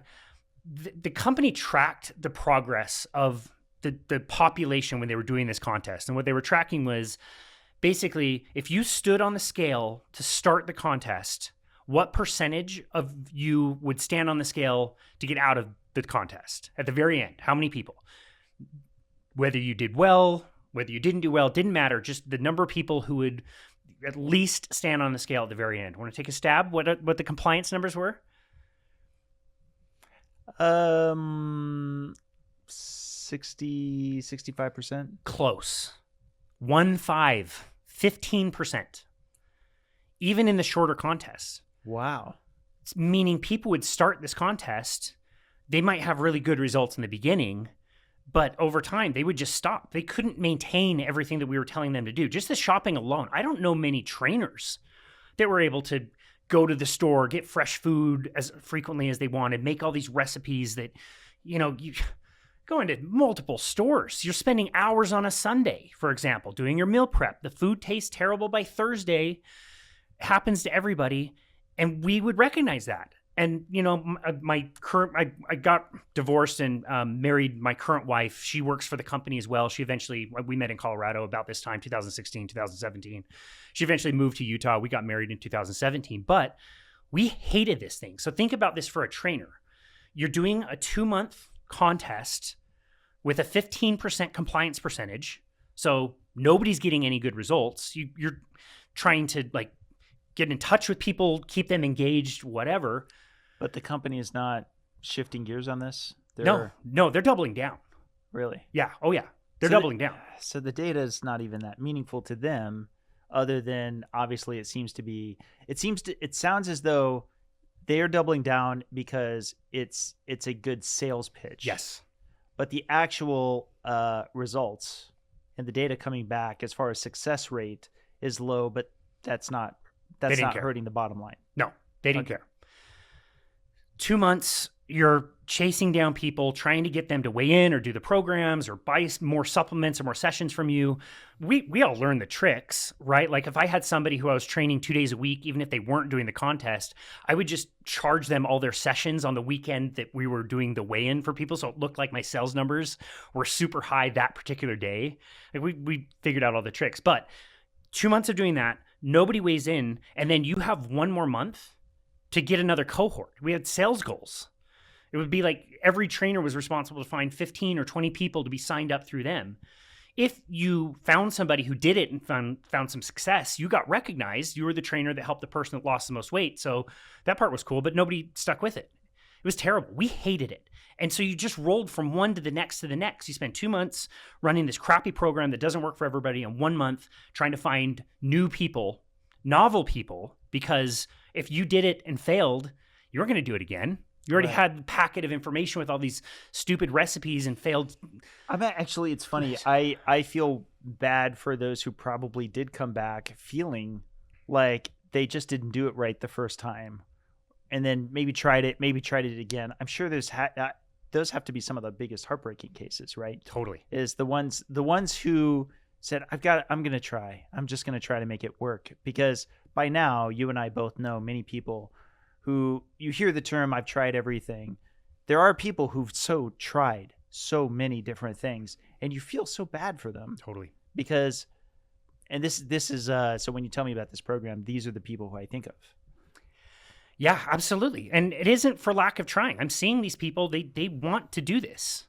They are overweight. They don't feel very good. Their bones hurt. Their joints hurt. They can't play with their grandkid. Like, they want to get better. They're trying to do it. It's just the way that they're doing it is never going to work. It's always going to cause a bounce back in weight gain and whatever else. It's not going to, the system is not going to work. You're not going to continue following these recipes, not because you're a failure or you don't have willpower. It's that it's not going to work. This takes us to 2018, the year before I got certified as a nutrition coach. Basically, my sales numbers in my home club were not high enough because I was traveling around and training other people. So I eventually got let go of that regional position. I loved that job. They took it away from me, gave it to somebody else. I then thought like, okay, what am I going to do now? Let me get this nutrition certification. I went out and got one, re-indoctrinated me. I was, again, accepting that fat was okay. And we were getting carbohydrates lower in the diet. But this program, this certification was like, no, you need the grains, you need the fruits and vegetables. Re-indoctrinated me on that side of things.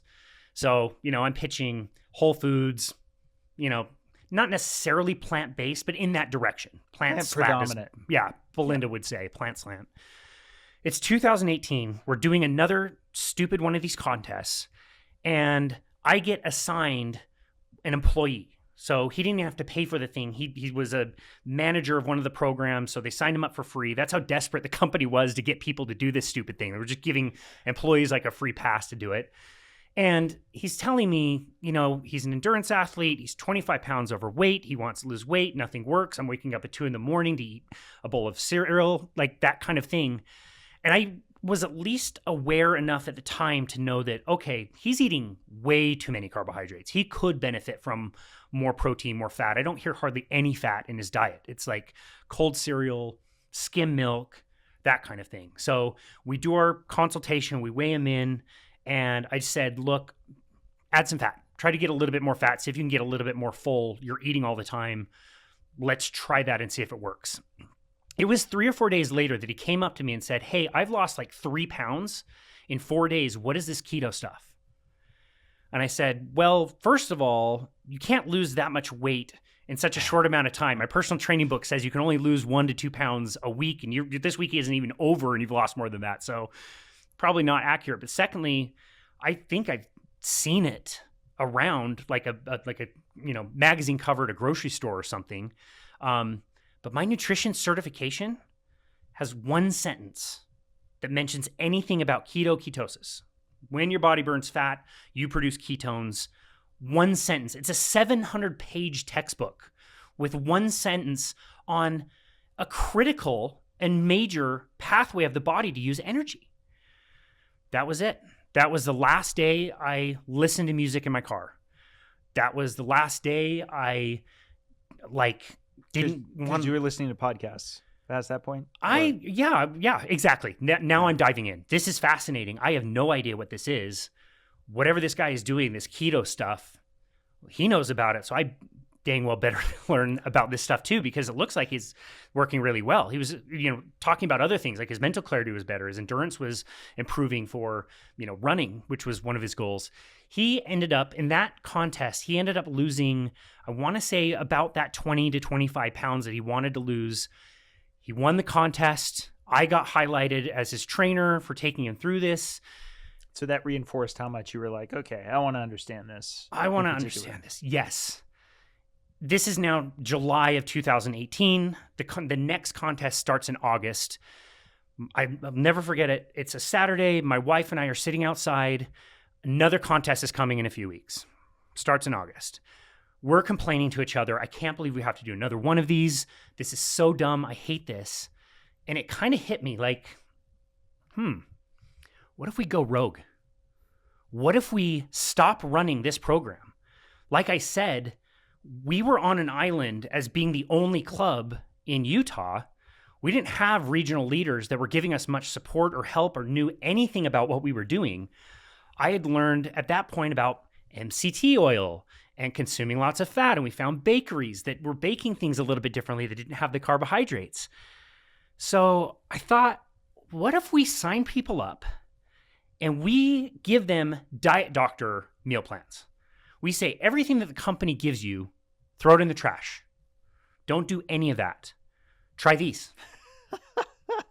Diet Doctor was incredible at the time. It was an amazing resource. Yes. And it has oh my God. gotten back. There was a few years where it got off kilter, and boy, that was a sad day because that was such a great resource that I could send. It was the best. Anybody. It was the best. I will put a pin in this. Yeah. I wouldn't mind coming back to it because just like you, Diet Doctor, I mean, for a solid, pretty much from 2016 when I was kind of starting up until I think it was January 2020 is because I did a Wayback Machine.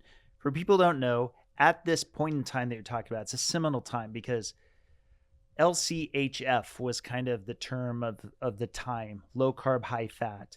And you'd hear about keto a little bit in passing, but keto was kind of like this more extreme version where you get so low that you're just in ketosis. Whew, that's like a lot. But just even this concept of accepting more of fat, because it sounds like you were in that mode in the late 2000s to 20 teens to be like, you know what, fat's not so bad, but that's still a bit different from now bring down carbs and really bring up fat, including saturated fat. It's okay. That's like a huge shift, especially if you're in the world of nutrition, right? But the story you're telling me is really entertaining in that you're not just saying, take what this company gave you and throw it away. You're the company.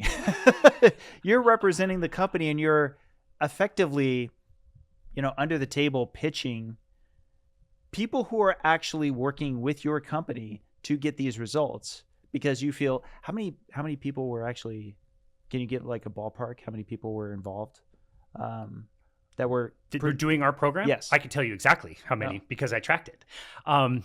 And we may need to edit all of this out later. If the company finds out that I was doing all this, they might retroactively go back and fire me again or something. They find out about this.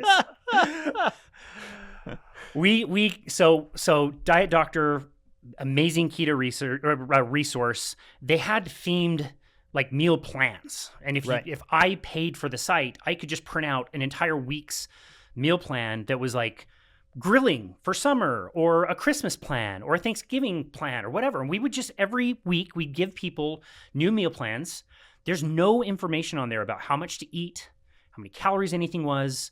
It's just make these meals. And they were simple. There were a few ingredients. They were way easier for people to make than the other ones that the company was sending to them. So that's all we did. And along with that, I decided to donate some of my time to do seminars to teach people what was going on at the time. Like, look, just start with these, start eating these. We'll explain things as we go. Like, I'll teach you our beginner, seminar was all about calories. Why the things they were doing before eventually failed them, like counting calories, the calories in, calories out theory. Not that I don't think it's right, but I think that people don't look at it the right way. We would explain, hey, have you ever done a diet? Did that diet fail? Guess what? It wasn't your fault. We're going to teach you this new way. 4 or 5 weeks in, we might teach a seminar like, okay, you got great results in the first few weeks. Maybe some of you are plateauing. Let's diagnose some things to help get you out of this stall. And then the last one would be like, great, you did this. What do you think you're going to do moving forward? Is this safe to do? Is it effective to do? Whatever. We got really great results. So we would always have a winner. Every cohort that we did, we'd have a winner and we get recognized. At the club, people were starting to call me Keto Casey, which I found super annoying, and I didn't want to get pigeonholed into that guy that just did this one thing.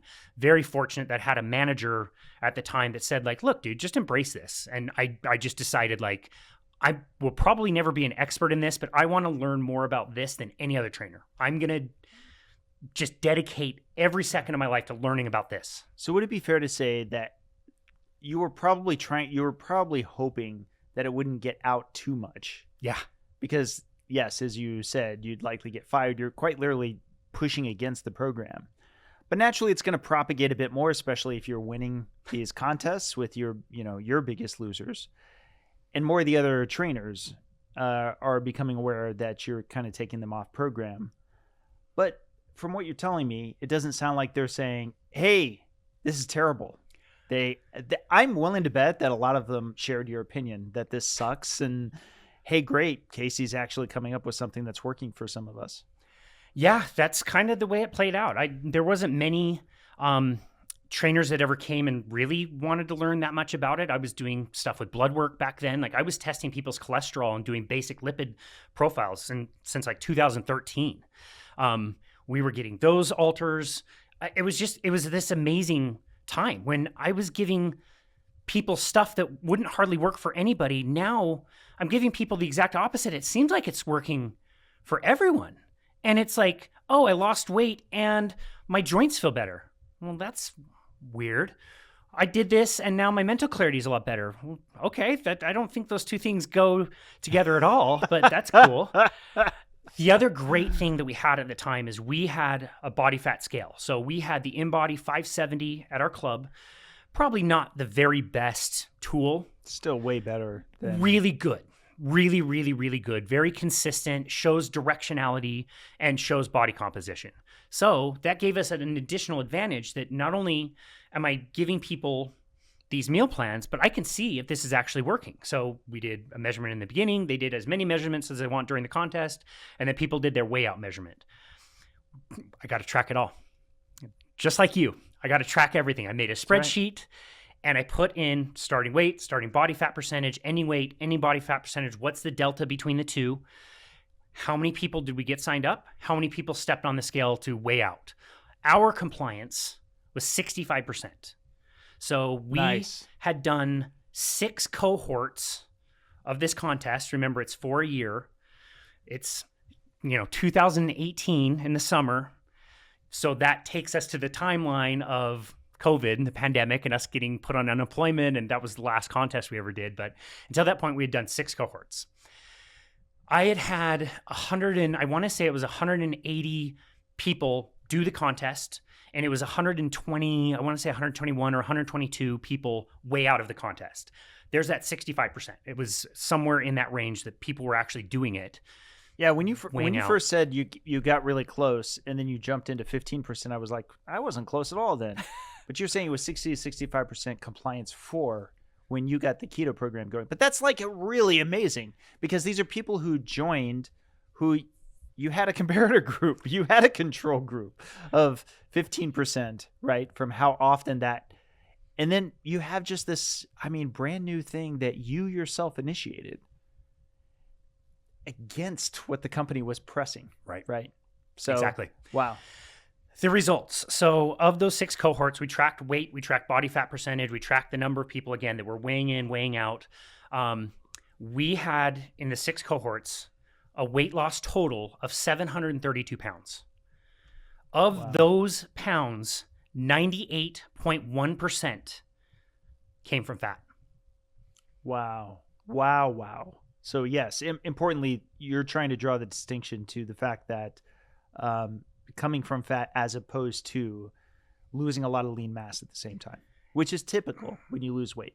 Everybody knows. You lose weight, you lose fat, you lose water, you lose bone density, you lose a little bit of muscle mass, you lose lean mass as well. And I thought this would be a good step. I thought the body fat percentage lost would be better. I couldn't dream that it would ever get to that high. It was 720 of the 732 pounds came from fat according to the InBody. I even tracked a certain number of people. And by doing this, people not only were compliant, but they wanted to sign up again. So that made that part a lot easier. But I even tracked a cohort of people who finished the contest in the end of September and started again in November, not on any contest, not doing anything, just to see what happens to these results. They all maintained their weight. So they didn't lose weight, but they also didn't gain weight, which again is unheard of with the diet. Yeah. Everybody gains weight as soon as they're done with the diet. Yeah, it's oftentimes is the problem is that there's the potential for relapse. They're feeling pumped up for the period of time that they know they're the most accountable to it, including from themselves. And then there's the rubber band effect, potentially. Yep. So a couple things. One, were you yourself at this point in time fully bought into where you were on keto? Yes. When I started to learn about it, again, I'd been accepting of fat and various levels of including, grains and fruits and vegetables and that kind of thing. That was the time that I would say I was fully bought into keto. So now my diet is a lot of, I'm not afraid of red meat. I'm not afraid of butter. I'm doing bulletproof coffee in the mornings. I'm doing lots of green leafy vegetables. So then the other part of it, you mentioned cholesterol. You were testing people's cholesterol. You were testing your own cholesterol. Where did you stand? I had always had good profiles. And again, this is like 2013, 2014 when I first started this. So you can imagine, your LDL is high, so you should work out more. Your HDL is low, so take a fish oil. Like very, very rudimentary information that we were getting people. Of course, when I learned about keto, I learned a lot more about the blood work. That was about the time that I listened to my least favorite podcast I've ever heard in my entire life was your appearance on the Peter Attia, The Drive podcast. Notorious to this day. He cut you off 60 something times in that interview. Anyway, I was learning more and getting more into that. I remember that my numbers were fairly just kind of like normal good. Like I don't ever remember my HDL being less than 60. I don't remember my LDL ever being higher than 120-ish. My triglycerides were always triple digit, like 100 or below kind of a thing. But you also do a lot of lifting, right? Yeah.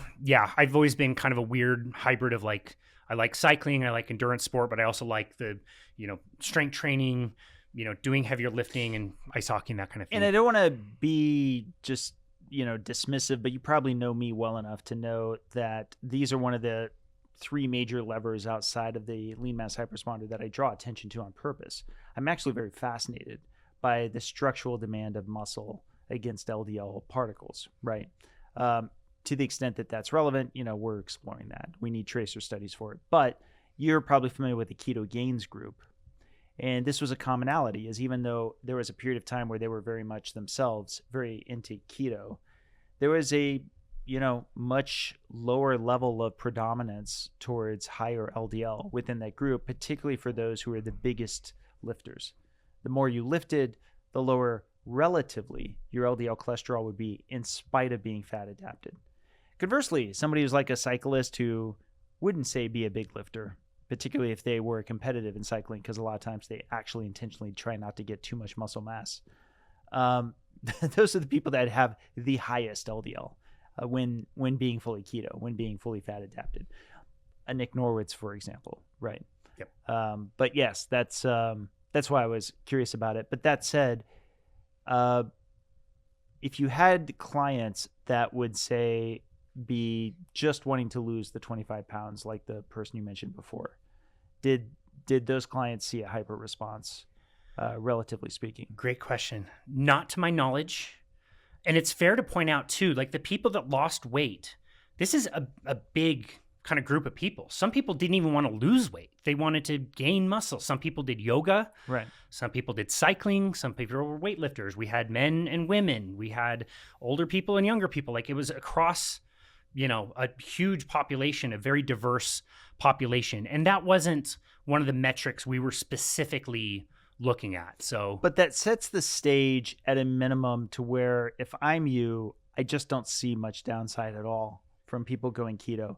If they're looking for especially like weight loss or, you have this counterbalance of your own personal experience in working with this company. And for that matter, now some amount on the traditional nutritionist side, right? To where you can see how much throwing this stuff at people is working or not working. And then now your own success rate with working with keto directly. Yeah, definitely. And it was about this same time that I heard the Joe Rogan podcast where he hosted Sean Baker for the very first time. And that was actually the point of the conversation that I turned it off. And it was only years later that I went back and finished listening to the whole episode because Dr. Baker at the time was saying, he was asked about blood work or something. And Sean at the time said, you know what, the longer I'm doing this, the more I distrust specific metrics like this, because the conventional wisdom doesn't really apply to this cohort of people. And I like measuring things a little bit less than I used to.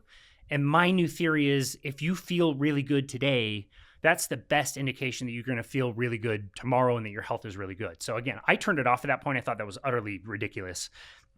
Plus this doctor who's, claiming that he's deadlifting and rowing and doing all these amazing things at age 50 and is only eating ribeyes. Like this is the stupidest thing I've ever heard right. ever in my life. I turned it right off.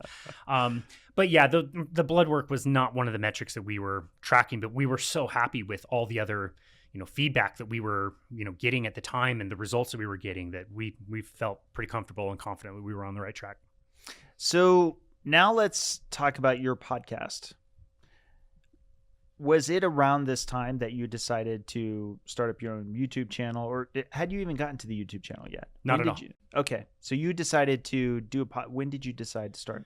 It's funny. When I first started really researching everything, investing in the equipment, it's kind of the summer of 2020.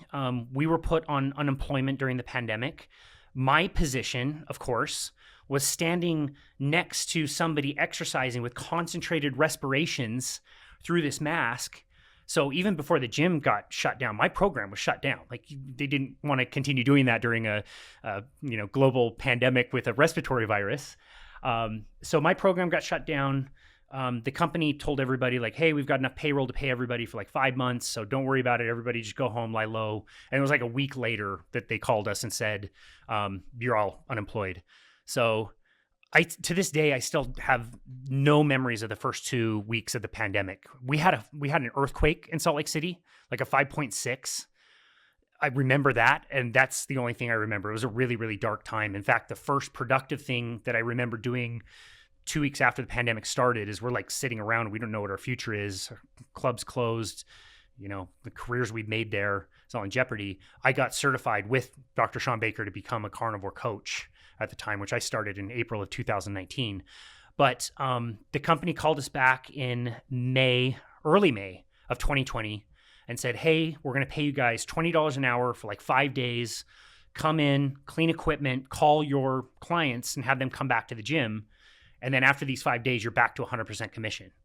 And we were just like, this is early May 2020, dude. Like people are not coming back to the gym. They don't want to work out there right now. A lot of them didn't. Some did, but a lot of them did not. And so that really wasn't a very viable option for us at the time. Can I ask how many kids by this point? How many kids did we have? Yes. No. Oh, so no you kids. don't have any kids? Yep. Okay, no so kids. at least that part.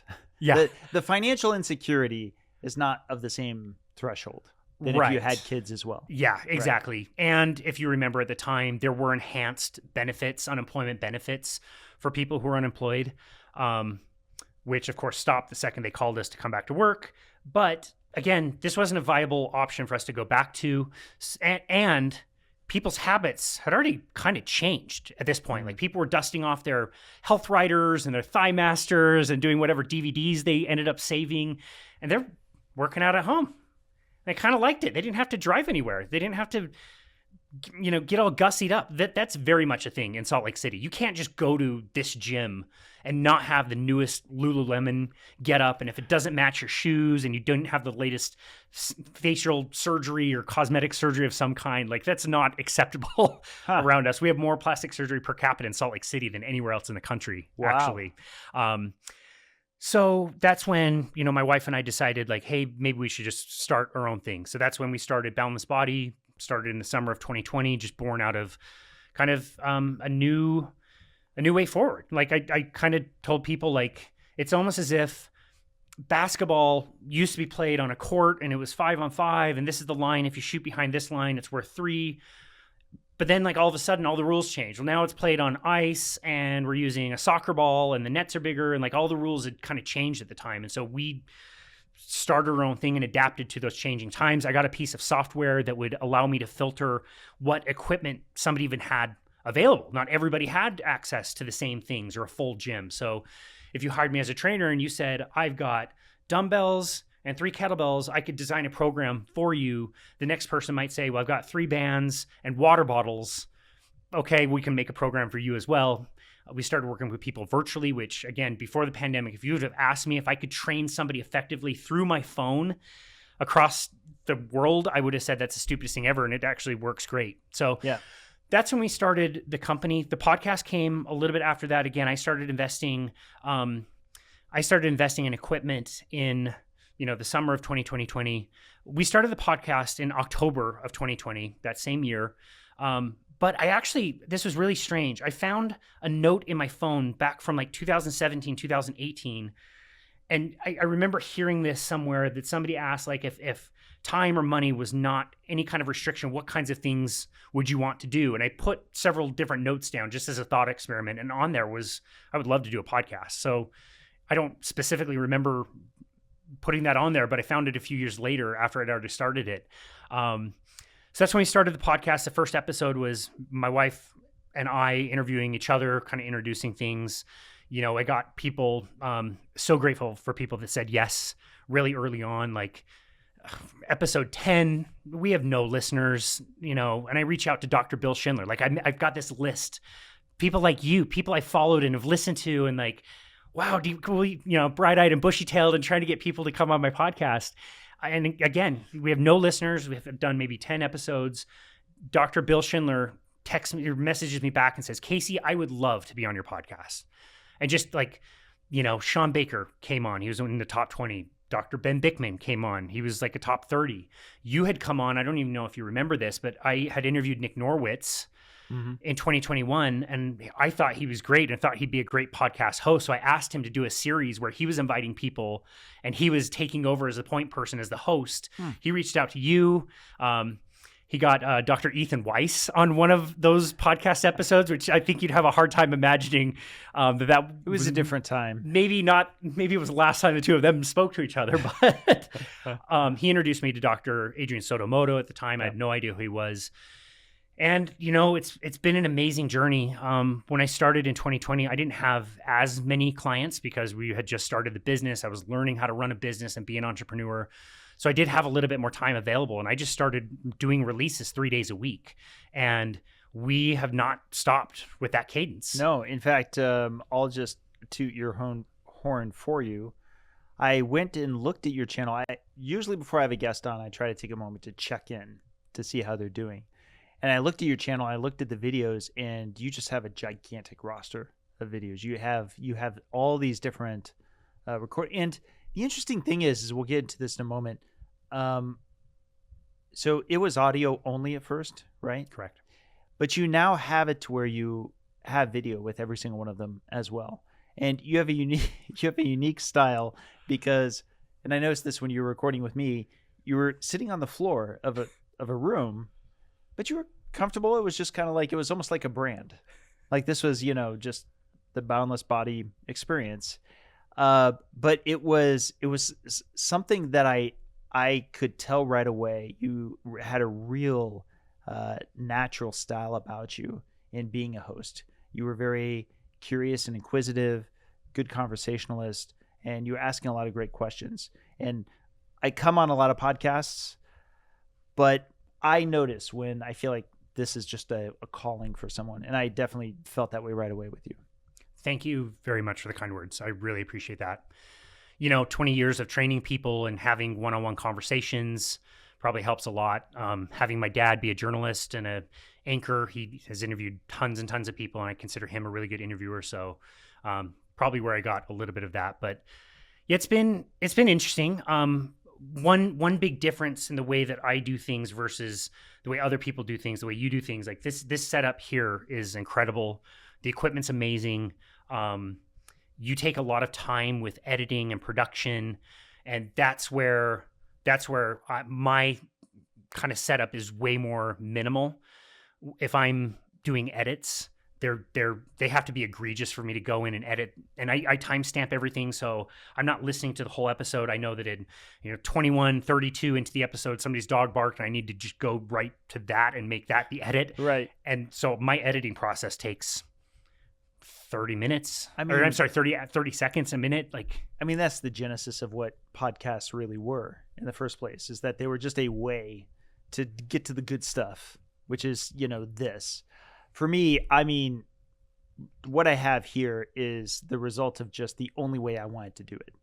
Because for the longest time, I was like, yeah, I want to get a podcast going because I do want to have conversations like we're having now. The problem is I feel like Zoom conversations are already happening everywhere from everyone. This isn't to say that they aren't important. This isn't to say that I'm not still guesting on them all the time and so forth. It's just that for me, if it's just a Dave Feldman jam, I want this. I want like the real sit-down experience. You made a comment from earlier in our conversation that I find is very common with the guests that I have on, which is that often when they really feel like the clock is off, we got all the time in the world, and we're really walking them through their past, they think of things they've never thought of in their own past that actually help glue their whole story together a little bit better because they feel like it's fine. You can take that kind of time, and it feels a lot more intimate when you're having a direct conversation with somebody like we're having now. And that's exactly what I wanted. But it does there's trade-offs, right? The guest has to physically be here. There's a lot of cost and expense. We have an additional Zoom that's recording just in case, like heaven forbid this computer crashed and all of a sudden the stream got interrupted. When my guest has taken the time to physically get here, that kind of stuff weighs on me a little bit. Yeah. So a little bit of the extra post-production is kind of our respecting the guests. But all that said, it's not that much extra post-production, right? Relatively speaking. It's really going to be more about this exact experience. The other factor is I didn't know how much people would be okay with how long I like to go with conversations, not just with the guests, but also with the listeners. Occasionally listeners are like, oh my gosh, you've got another, 4-hour podcast or something like that. Right. But they're the exception. A lot of people, like we just released Amber O'Hearn, I want to say last week. And by the way, it's like the next biggest one. Hers is far and away like blowing up. But I had so many people write me going, 4.5 hours of Amber O'Hearn? That's amazing. I can't wait until, and if I'm listening to it in tranches, fine. But one person was like, oh, thank God. I was just about to go on a big road trip. I love that because, frankly, we just don't, bringing up the pandemic, we just don't get this that often anymore, right? Like the just literally being in the same place, having a conversation and sharing that with the world. And that's why I was so jealous of Joe Rogan forever, as I kept going, look, if I have a podcast, I wonder if I could just be like Rogan, just without all the money and the ability to have anybody I want on. And lo and behold, just like you, I've been surprised by how many big guests have come here. But at the same time, I like to just have friends and other people I find interesting, like you, that may not be as known as a Gary Taubes or right. an Eric Westman or whatever. Right. Because your story is also crazy interesting. I love that about podcasting. And I love that you can do it however you want to do it. I remember starting the business and also starting the podcast. I'm asking people who have done this, like, well, what am I going to do for marketing? Like, what do you do for marketing? Like, well, I make posts on social media. Right. What do you do about accounting? How am I going to do? Where do you get an accountant? Like, well, you just get a software program and you just add your stuff up. It's just, it can be that simple. And I did a second podcast series called the How to Make a Podcast. It's very ridiculous name. And I step people in a series through everything that I do and how I got started, because I didn't find that resource when I was getting started. But in the next season, I actually interviewed other podcasters to find out what is their process, what equipment they use. And it was so diverse and so many different ways of doing it. That's the best part. Like, you have a specific way that you want to record, you can do it. And it's great. And people come here. I love the long form interviews. I'm right in the middle of Amber's episode. She's amazing. And you're a great host and ask really great questions, which I love.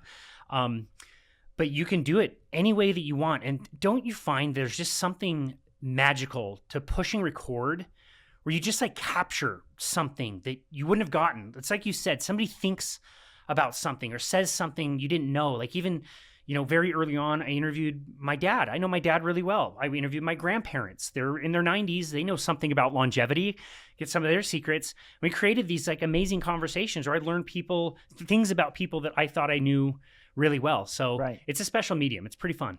Yeah, it's here's something else that I would give if I were giving advice on podcasts. Just tear off the Band-Aid. If you're thinking about doing it and you're still thinking about doing it, but you haven't done it yet, just do it. Go. If we were trying to do something in the 90s comparable to this, it'd have to be a radio show. And if it was a radio show, we would have to go to the station that we could be on. We'd have to deal with all the FCC and all the rules. And that's only if we got hired. And that's only if we got a slot that we could be in.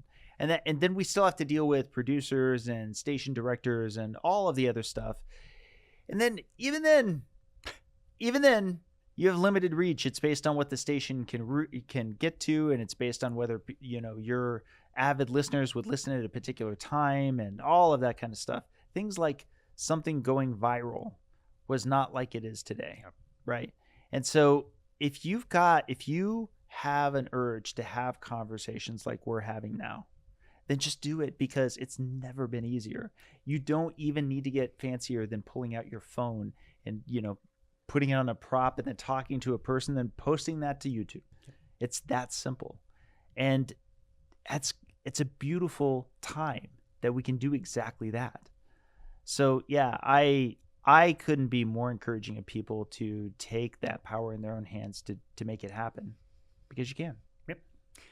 So well said. Then after that, it's like managing expectations. Like I always give the example of like, if you and Shauna like to get together at 2 p.m, and talk about your crazy cats while you drink rosé, awesome.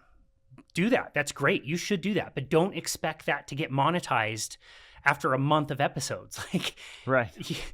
You have to manage your expectations. I know so many people who got into doing this with an expectation of monetizing, making money, growing their business, and it just didn't really happen. It takes a lot of work. No, and here's where I'll add my other thing. So I said that there's 2 things. One is just do it. The other thing is don't be afraid to make your own way. So one piece of advice I get from literally everybody is thumbnail, thumbnail, thumbnail. And there's a lot to back that up. There's a lot of science behind it. But have you seen the thumbnails for my episodes? I haven't. I listen on Apple. Oh, perfect. Okay. Well, even on Apple, you'll probably see an image of what the episode is. My thumbnails are arguably boring because it's going to be me and the guest. So it looks comparable to, say, a Joe Rogan thumbnail, and that often will just have an image of the person with like no text on it. I have the text of what the episode is at the top. I have the guest that's at the bottom. That's it, right? So I could put in more work. I could have like a special quote that's, saucy and sizzling. The title of the episode usually does highlight one particular thing that's probably going to be viral. Usually comes from AI. The description coming from AI. That's awesome. I love that. I don't have to. And so the chapters, there's a particular prompt that puts it all together. That's great. But I don't want to spend, this is where you and I are alike. I don't want to spend a lot of time on post-production. If I do, I won't enjoy it. I want to do as little of that kind of work as I can get away with, and then just get the thing up. Yeah. Right? Yep. And that to me is going to make it more of a fulfilling experience and keep it the way it is right now, which is very enjoyable. Yeah, I think content is the forgiver of many sins. Audio quality, video quality, whatever, thumbnails. If you've got a good show and you ask good questions, people will find you. And I think that's the most important part. I've listened through lots of, very bad, poorly produced podcasts because the content was really good and I cared about what the person or the host had to say. So there's also that other factor too, which is unlike with a radio show, it's not truly live. So if you did make a mistake, if something was a little off and you need to re-edit something, fine, take the video down, take the podcast down, repost it again. Sins can be forgiven. Yep. Well said. Okay, let's get back to the timeline. So now we're fully into the pandemic. You start Boundless Body. You start going on your own. That had to be scary, right? Did you have like a nest egg you were working from, until you could get fully up? Or Absolutely not. Wow. No, I mean, truly building the plane as we were flying it. We knew how to run, our own micro businesses inside of a very competitive environment with other trainers that were all making 100% commission. Like we were used to that and we could do that. But it was also like this place that people would go high end. They had dispensable income. Leads are coming in all the time. New members are coming in all the time. We lost all of that. So that was a bit scary. Like I said, I became certified as a carnivore coach in April of 2020. I had done the carnivore diet for a year at that point. If you're in the keto, low carb space for long enough, you start hearing about these wackos that they're not even eating vegetables anymore. And you're just like, well, you're going to die. It's that same like Dr. Baker guy. Like, what are you doing? Like, this is the stupidest thing I've ever heard. And you start learning more about it and becoming a little bit more comfortable with it and finding out about people like Amber O'Hearn and her presentations. And like, actually, maybe some of these plants are not as beneficial as you think they are. And maybe some of them are causing more harm than you think they are. So anyway, I had this similar experience that you did, and it was Amber who introduced me to it in a lecture she was giving on a low carb cruise, where here I am, I'm learning about keto and I'm learning that it's okay and saturated fat's not as bad, but it really, we keep talking about how there's these like graduation of steps into the far end, the deep end of the pool. And then here comes somebody brilliant. She's making a great case and she's saying it's entirely plant-free. Like she is just having meat. And I had that reaction. It was fun to watch it on Joe Rogan when Jordan Peterson had the same reaction I did, where he's trying to describe it back to Joe Rogan. Michaela saying it to him, and he goes, "Oh, come on." I thought the same thing. I was like, no, that's a bit out there. Totally. Like, I mean, vitamin C is the first place my brain went, and I'm like, scurvy. How are you? Like a lot of people, they bring up E. coli, and then she goes, and where do you think E. coli cases are coming from? Why do you think that there's plants that you're not going to be getting E. coli from, depending on the handling and so forth? And she was making a lot of very valid points. And since then, I've come to find that actually a lot of people, particularly who become lean mass hyperresponders, because their carbs are that low and are doing it for efficacious reasons, like they're treating epilepsy or so forth, they tend to have the highest LDL cholesterol because they are achieving getting that low. How do they get that low? Because their total carbohydrates, not just net carbs, total carbohydrates are that low, right? To the extent to where, no, there is practically no fiber in their diet, if no fiber at all. Yeah. And I'm hearing these people who've been doing this for 5, 10. There's somebody I know who the first time I had learned about them, they'd been doing it for 22 years. And I kept challenging them on this. And I kept going, maybe you're getting fiber through, and like, I'm not. I have a lot of, I think they had a lot of eggs, steak. There was pork and a few other things. And because of the nature of their diet, they did have some more exotic meats I hadn't heard about that were from the East that they special order and so forth. But unless the person was lying to me, 22 years eating literally zero carb. And I just kept asking questions. I kept going, there's no nutrient deficiency. You're lying to me. Yeah, right. Now, I want to be intellectually honest in that I will say in this space, to be fair, a lot of times people present the diet in a way that sounds ideal and that they're on it, that you come to find out later they were not being completely forthright. Absolutely. That it's like predominant, and you don't know for sure. So I am the consummate skeptic in that I don't always trust everything somebody tells me, but in particular, my skepticism increases the longer span of time that there is. I have more trust, though, in, again, these folks for which there really is this enormous efficacious reason. It's literally because it's a huge motivator, right? Is to, if quite literally carbohydrates, or at least the forms of carbohydrates you are getting, are giving you seizures. Whew, that's a powerful incentive, or I should say disincentive, to the extent to where you might actually do this. So many people are on it for a while and say, yeah, I'd like to eat other kinds of foods, but I have to do this to deal with fill in the blank. Yeah. So well said. And I really like to clarify, similar to how you and Amber were talking about, I like to clarify that I consider a carnivore diet to be a hyper carnivore in nature, which means somebody is getting 75% of their calories coming from animal products, just to like eliminate or reduce the amount of people that freak out if somebody has an avocado or something. You're right. Like if you have a very strong motivator and when you eat plants, it whoops you hard enough, then you'll be motivated to do it. Not everybody needs to do that, but you're right. Like when people go low carb, it really helps with a few things. When people go keto, I see it help with a few other things. But it's all the weird things that you think of that for some people, that next step to carnivore is what they need to do. And I didn't understand it until 2 weeks into the diet.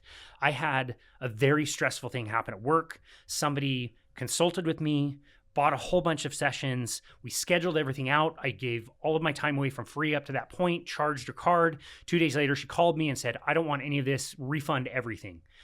So it was hugely disruptive and cost me revenue and I had to go back and unschedule. And I just remember thinking that I talked back at her and I'm like, yeah, no, that's totally fine. Let's get that refund for you. If there's ever anything you need in the future, just let me know. And I was reflecting on it and I was like, why didn't I freak out? What happened to my, like, I'm not like anxious or worried like I normally am. I wonder what that is all about. And that for me was the strongest motivator to stay with Carnivore. It's like this low level anxiety that I always had that kind of just went away. Was a big part of why I stay on it. I've experienced this with experiments that I've done. It hasn't been 100% of the time, but there are 3 experiments where there was an introduction of carbohydrates or a swap to carbohydrates, for which I get my own anxiety levels and my irritability levels would be up. And it was very like notable. And one of those times it was actually at a level for which Siobhan said, you need to tell me if you do this experiment again, because I'm going to take time off because it's just difficult to work with you. And I'm like, geez. And again, being intellectually honest, it's not 100% of the time. It's just a handful of times, but it was notable. And I do wonder how much it might be specific to the reason I went keto in the first place, which was that perhaps my own insulin resistance is a component that connects that, or how much of it is individualistic. I want to pay some bills with us. By the way, we are our own sponsor, Own Your Labs. Get your private blood work at Own Your Labs. Ta-da. But we have these questions that are from the desk. So either Own Your Labs staff, or people can submit it again at ownyourlabs.com/desk. So this one's for you. Of all the guests you've had on your podcast, which one surprised you the most? That's a great question. I would probably have to answer Bethany, my wife. She had a few years ago the opportunity to work with cadavers in a lab. She does a lot of tissue work and body work with people. And so Tom Myers, who does anatomy trains, runs a class where you work on cadavers. And it's not like, hey, on Monday at 8 a.m., you guys are going to come in. We're going to be at the chalkboard. We're going to show you some stuff. It's you come in at Monday at 8 and here's a scalpel and here's a body. Go to town. Like, it's very hands-on. And the bodies are not treated with chemicals of any kind.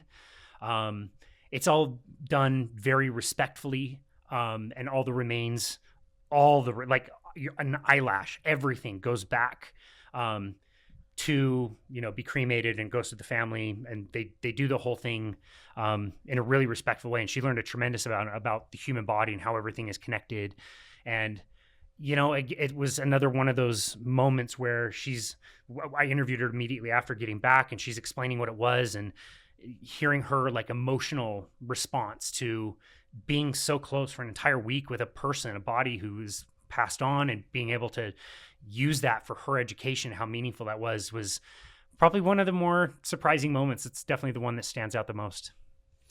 Yeah, there's I remember Netflix, and maybe it's still on there, has something like that. It's like a docu movie where it's called Autopsy. And they're taking you through, they're doing an autopsy on a female. Wow. And I'll concede I had to duck out early on that one because it was definitely very graphic, but at the same time, I could absolutely understand that. Yeah. I've had a number of chats with pathologists, and it's been really fascinating to hear a lot of their stories. Like one of the more interesting ones that stuck in my mind was a fatty liver is kind of like bouncy. It's kind of like buoyant, almost like you can, almost like it's made of rubber. You can just like bounce it on a surface. Wow. Yeah. So, interesting. Pretty fascinating. I don't think I'd be able to handle something like that. But yeah, that's one I would say was very surprising. Yeah, I was, my family knows this, but I am not a big fan of open casket funerals. But to be fair, that's pretty common. For me, though, I don't know. It's something I've always kind of had a problem with. Now, what's interesting is that as far as me passing on myself, I'm all about harvest all my organs, go ahead and throw the rest into the incinerator. I want to be cremated, and what you do with my ashes is kind of up to you. But in my mind, I'm, it's fine. I'm done with that. Yeah. Right. Good point. But how much I want to interact with, somebody that's a body that's now available, that's different. I don't know. It's just not my jam. Wouldn't be for me either. There's other details I'm not getting into here of what happens. And we can save that for another conversation. Yeah. Let's get into, so one interesting connection you and I have is, so it's the pandemic, podcast is rocking and rolling, right? Keto CTA gets going. I believe you covered our match analysis, right? This was with Miami Heart. This is 2024. I don't know, though, that you interviewed me or if you interviewed anyone else, but I seem to recall that you might have touched on it, at least with one or more. Maybe that's it. Maybe you touched on it with Adrian. And then there's the April 7th paper from last year, and you did a lot of episodes on that one. But in particular, notably, you were able to get on Gil Carvalho. I always mess up his last name. How you say it? Carvalho. Yes.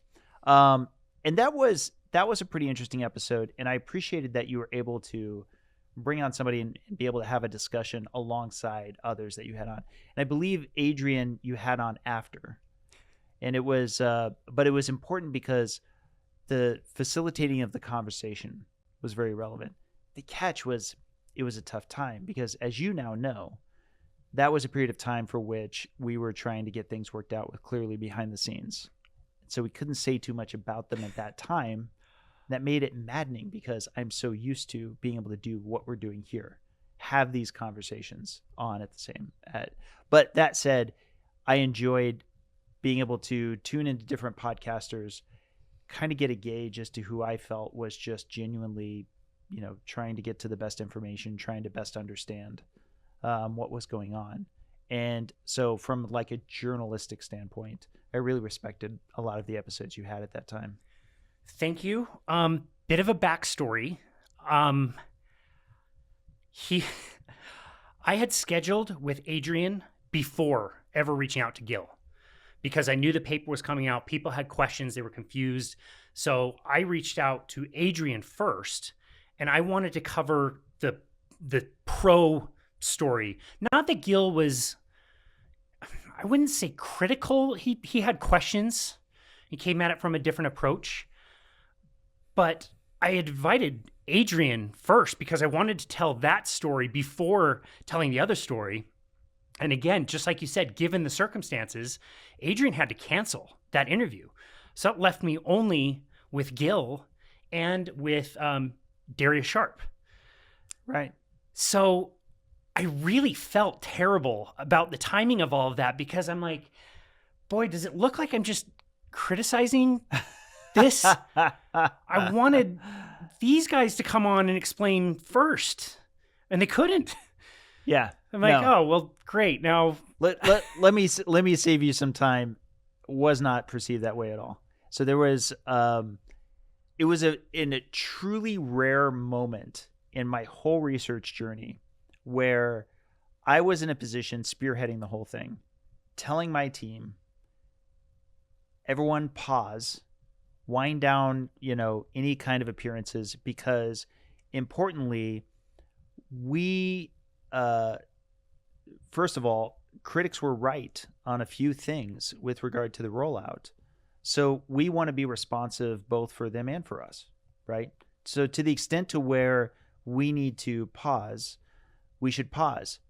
The one part of the rollout for which I would say was the one that I wanted to just get out in front, not just do a statement, but literally do interviews, is the numeric labeling on, say, figure 1A with regard to the percent change in non-calcified plaque volume. So in fact, I even had Chris McCaskill here in this studio talking about it at that time, right? But the catch was that the other thing couldn't get talked about yet. It was these clearly anomalies. And boy, was it blowing up behind the scenes, but we were not getting an answer from them at the time. And so I was stuck in an awkward position as both the president of the Citizen Science Foundation, but also absolutely the person most invested in this, right? At least with regard to where we gotten to this point. I'm trying to plead with them the case behind the scenes. I'm like, you guys have to do this quality control check. Like it's now, and I had a big report that's all now, getting worked out with lawyers and so forth. I said, the data's here. You've got, you can see it for yourself. You can see how different it is from all these other studies in the same field that you're in. And short version of what my lawyers would allow me to say is they just would not give us direct answers on it. And so then at the point where it got worked out and I had more leverage for us to release the data, which I was excited to do, I naively thought at the time, oh, well, now everyone can see it. Now even just the average Joe can kind of throw it into AI and be like, hey, is this plausible? And find out for themselves. Yeah. But that's where it did get a lot more interesting for me. And another reason why I want to bring it back to you, Darius Sharp was close.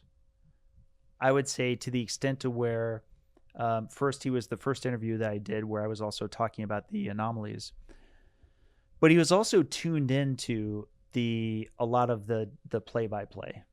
So while I was instructing the team not to talk too much about it yet until we could get to the other side of this, especially the pre-specified endpoint, Darius was able to, for example, appear on your show and talk about it, at least from the perspective where he was at and what he knew by that point.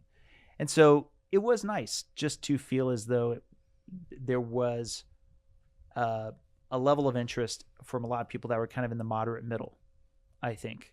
And that's kind of how I thought of you and Darius for the most part. I am so grateful that you did that interview with him because I don't think you had to. And you did it Correct. anyway. And I thought he was the perfect person to do it.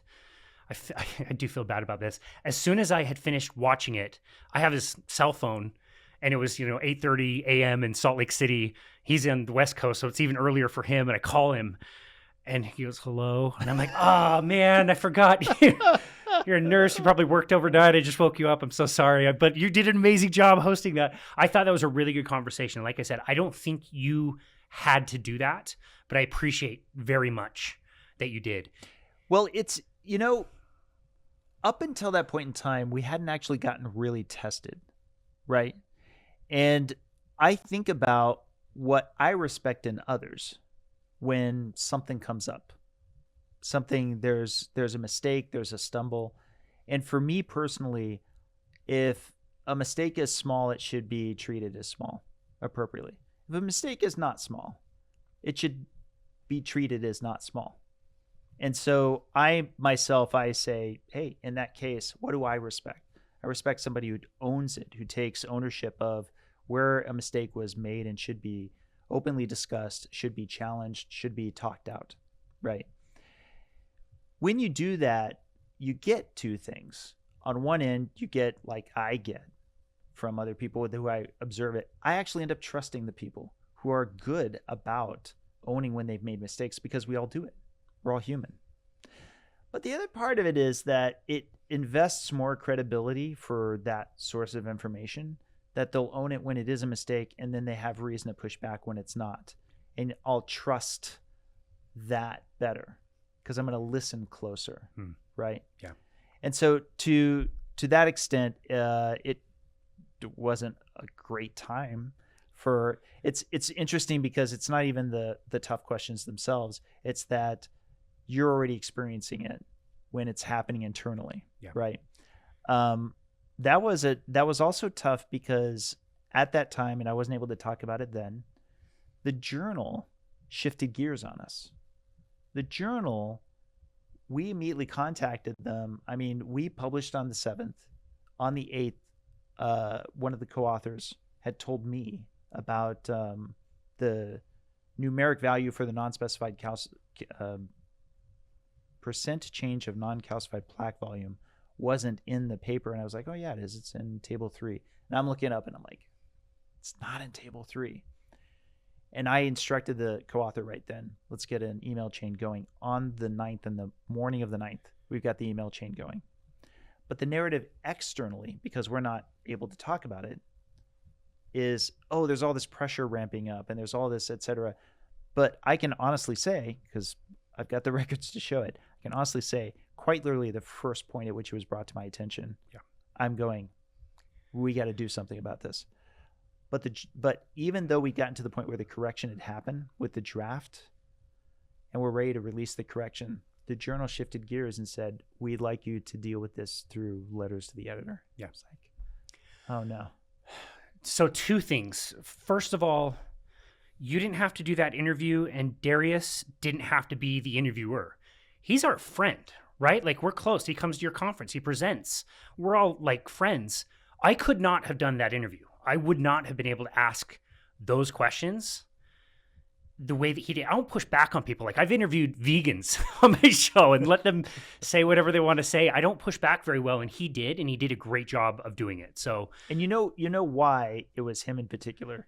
He was arguably one of the most vocal people in the Lean Mass Hyperresponder Facebook group.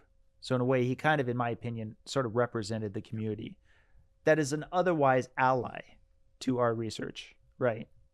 And the second one is that he was expressing his frustrations. It wasn't getting somebody who might be not only an ally, but might be like throwing softball questions or something was never going to be an option. Yeah. It needed to be a discussion with the community itself. He was perfect. Yeah. The second thing I have to say is when everything came out and we were, all of us, trying to read the details, and that's when, like, internally, I knew that something was out of your hands. Dude, I followed you since 2017, 2018. You are incredibly detail-oriented, extremely careful about the way you say things, the way you present information. We don't know yet. We think it's going this direction. We're hopeful.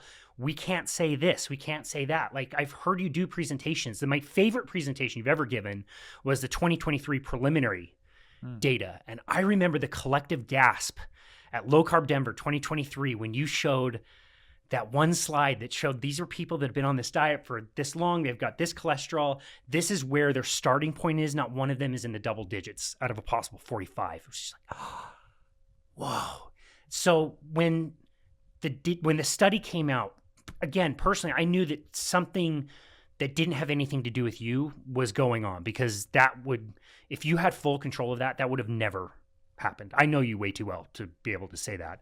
And the tricky thing is, like you were saying, it's the outside perception that I thought was going to be really, really challenging. Now that this cat is out of the bag, are they going to be able to put it back into the bag? Like, one of my questions was, okay, it looks like they didn't get favorable results from this company, so they went to 3 others, 4 others, however many others, until they found the ones that told the story they wanted to tell. I thought that was going to be a way bigger problem than I think it ended up being, because what I noticed for the limited amount of time I spend on social media is that it just kind of seemed like it went away. The problem of the day left, and like the detractors stopped saying anything. Well, that's why. Like, so let's unpack that for a sec. Put yourself in my shoes in that the April 7th paper drops. The Clearly analysis was the second of the 4 analyses, right? Now, the pre-specified analysis is already in the methods paper. It's not getting that much discussion at the time.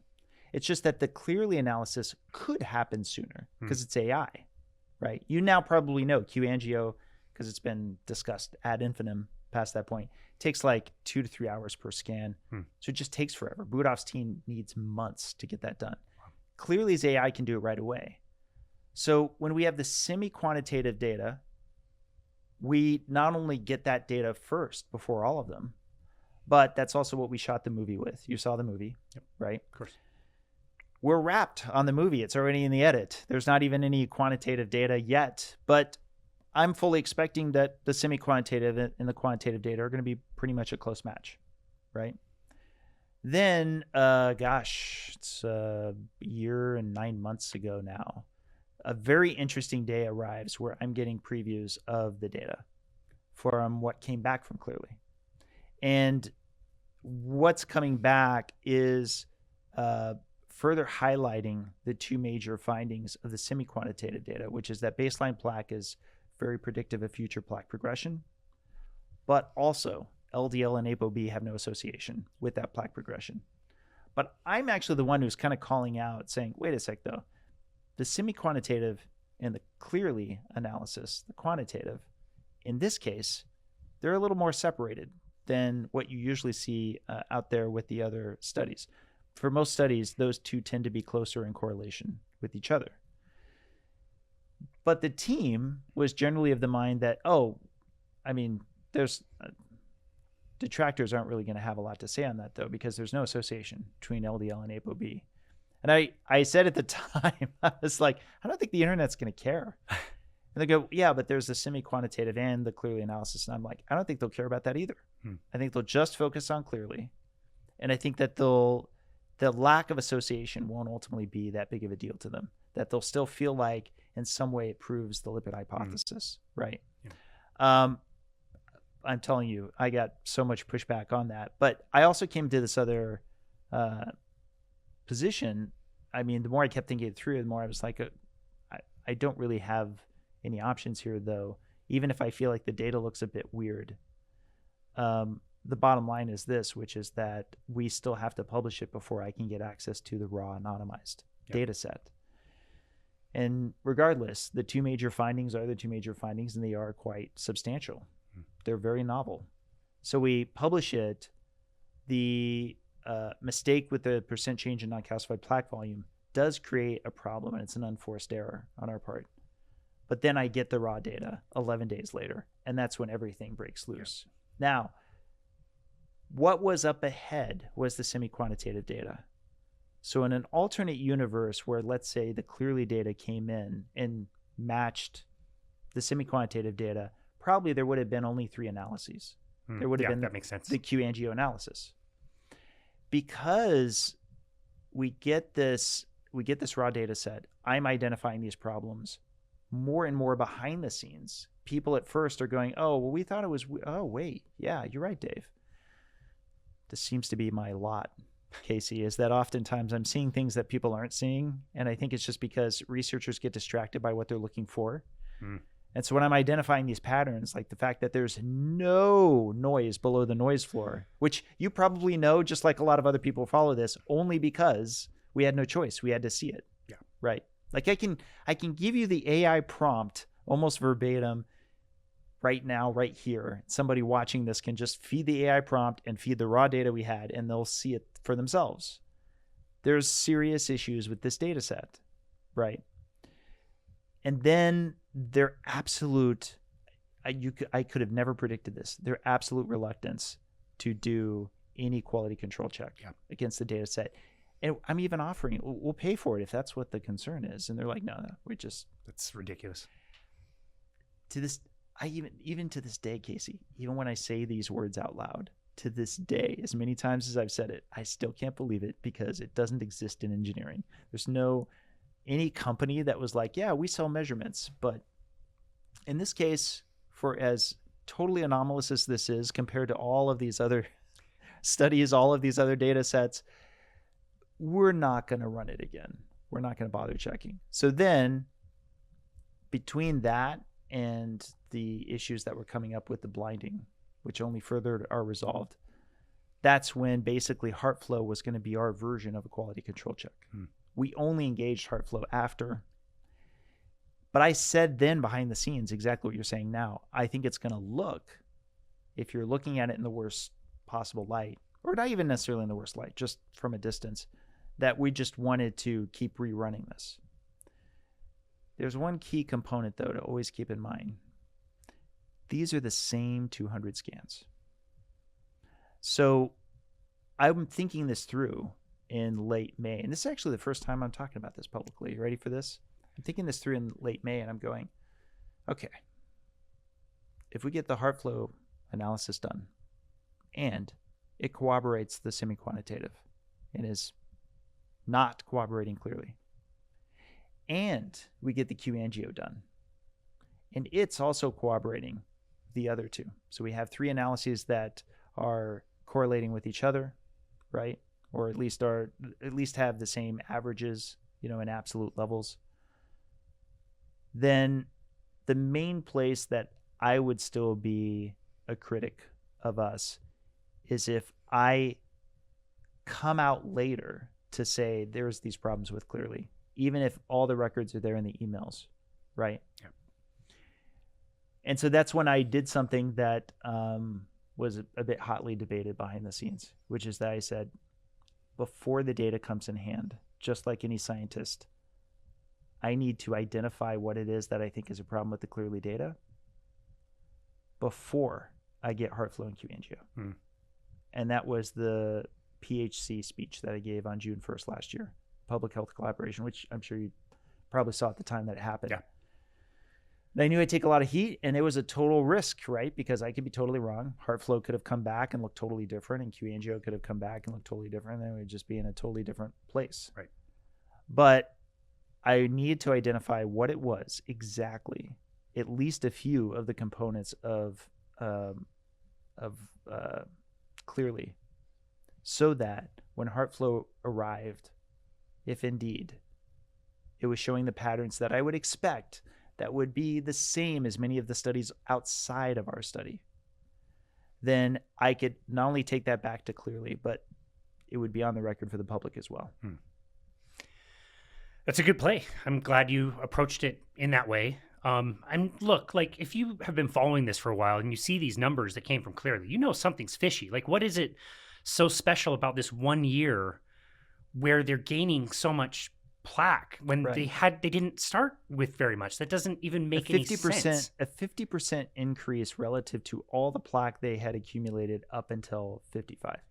And I was bringing this up then. I was bringing this up behind the scenes. And what they would say, what the team would say, because I want to be sure that I'm representing them here to steelman their position of what they were telling me, as they were going, well, but it's a low amount of plaque at baseline.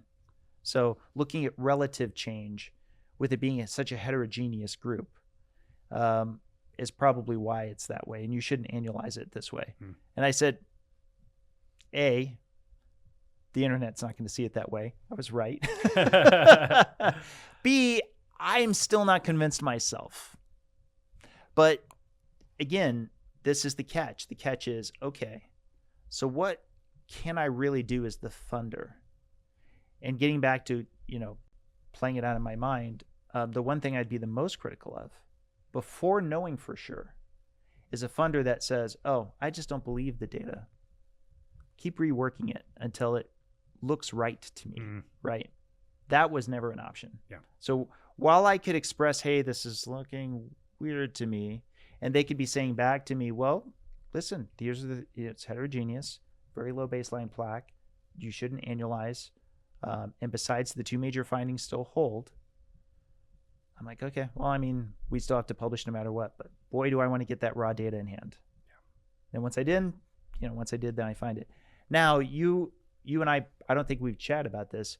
You've seen the other major development where a number of participants have resubmitted, basically doing the quality control check for us, but through their cardiologists outside the study. Yep. Lo and behold, it's looking a lot like what we saw with Heartflow. Yep. Half of those who've submitted their longitudinal data have turned into regressors. They were progressors in this study version of the Clearly scans, or misstated that. In the study submission of their scans for the data that we got back, they were all progressors. For their individual resubmissions, half of those that were progressors turned into regressors, and 3 of the 4 that were progressors are far less progressors than they were. Yeah. So that it's radically different. You know what?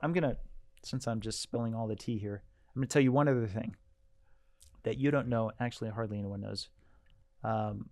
We're in the process of having Heartflow rerun all the scans again in a new operationally blinded manner. So for anybody who goes, well, maybe it's just all of these AIs are, loose, and every time you resubmit them, they give you back different results. We'll see, because Heartflow they're doing the quality control check we've been asking for Clearly this whole time. Wow. And so we'll actually get to see just how much they do or don't align with their prior results. Wow. Yeah, that's amazing.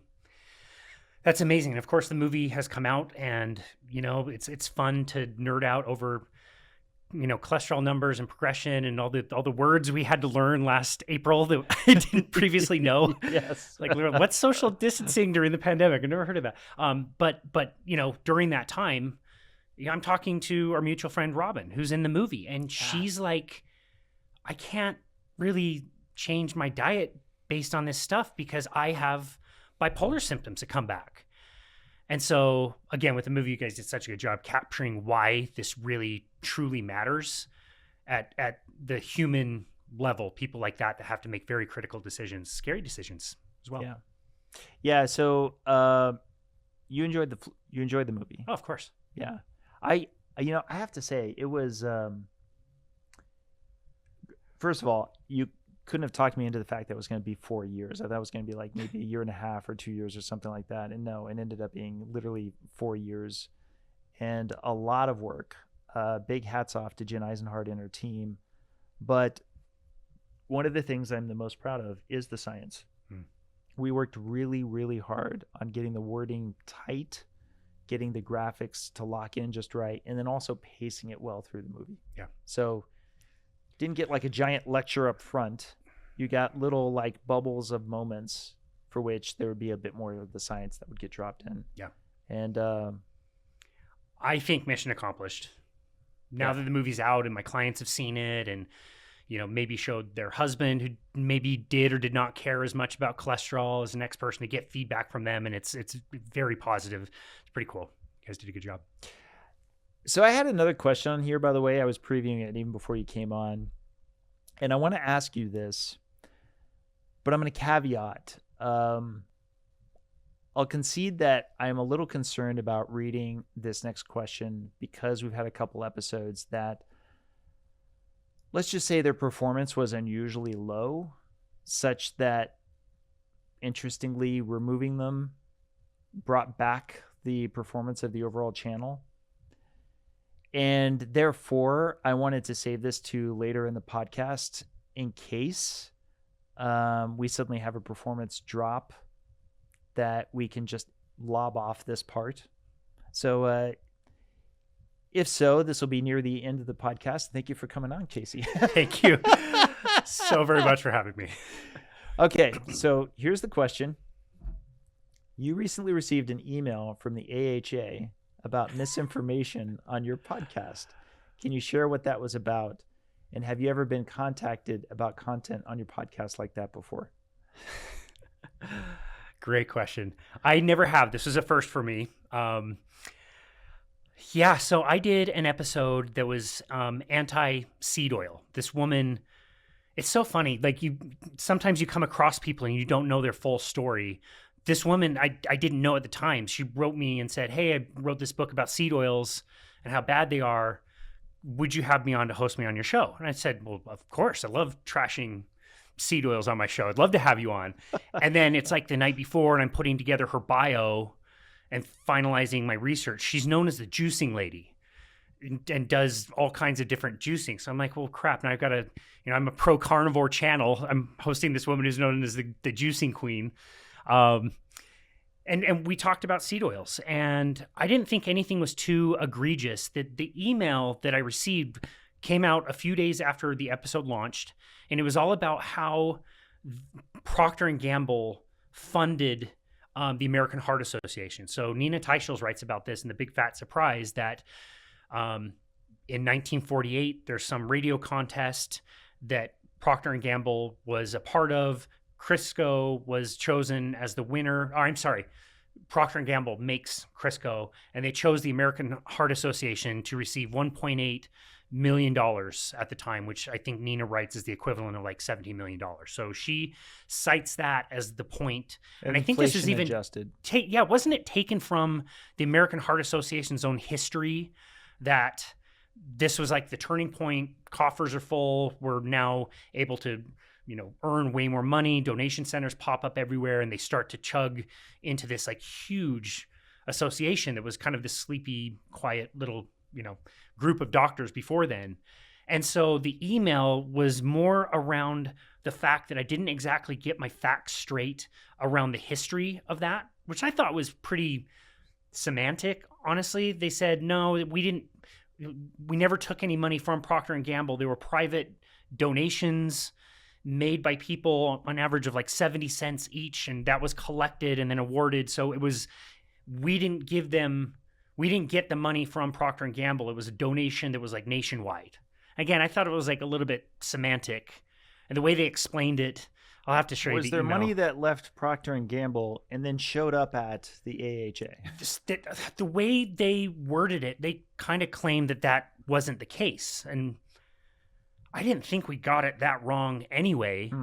So what I did for the episode, I responded. And I actually was like, I appreciate you reaching out. Thank you for letting me know. We strive on my channel to like get things right. I wasn't there in 1948.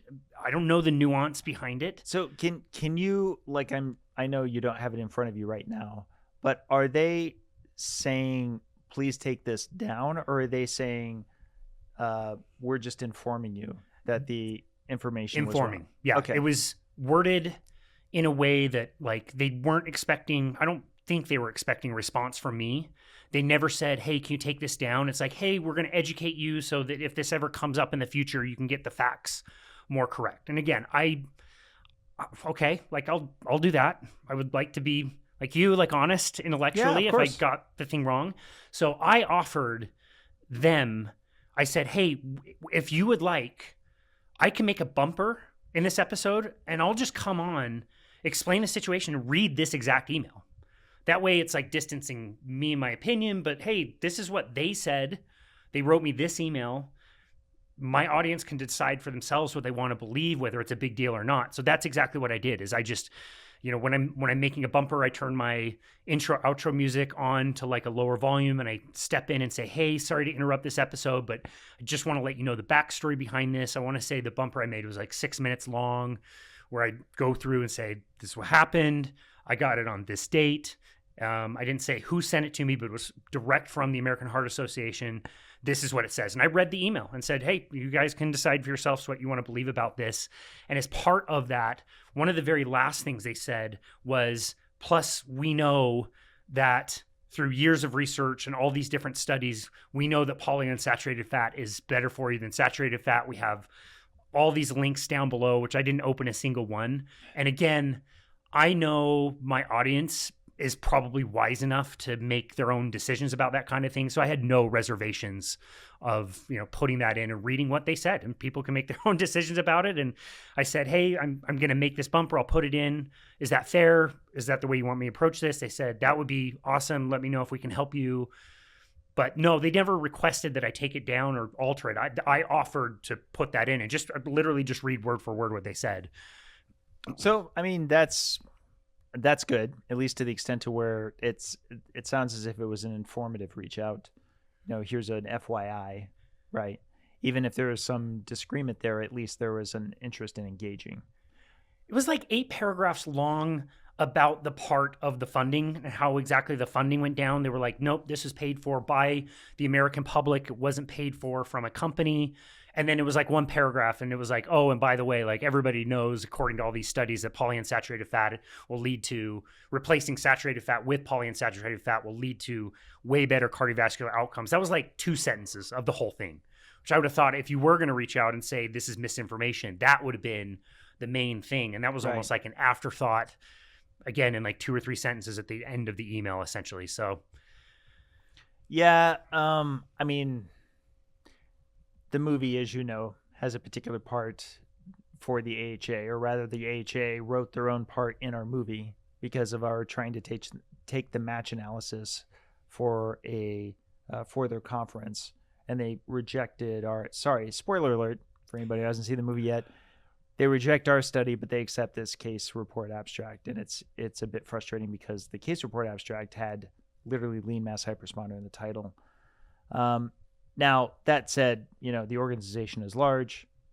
Maybe there is this nutritional arm, and maybe they're a little less heavy-handed. I don't know. That said, it is an interesting issue. It's fascinating to me that I'm not somebody who has a huge dog in the fight on the seed oils. I've already stated many times before on this podcast that I think it's a dose makes the poison thing. For example, I'm not really that worried about the likely canola oil or soy oil that's in the salad dressing that I have on my once in a while salads. I think though, if I actually was having, say, keto chow and I was using canola oil as the main fat base, that's probably not going to be good. Yeah. Right. The other thing is I give credit where I genuinely believe it's due on, I believe some amount of the harm associated with seed oils does likely come back to the oxidation in the cooking component, like even before it's entered the body. How much of it proportionately matters, that I can't speak to as much.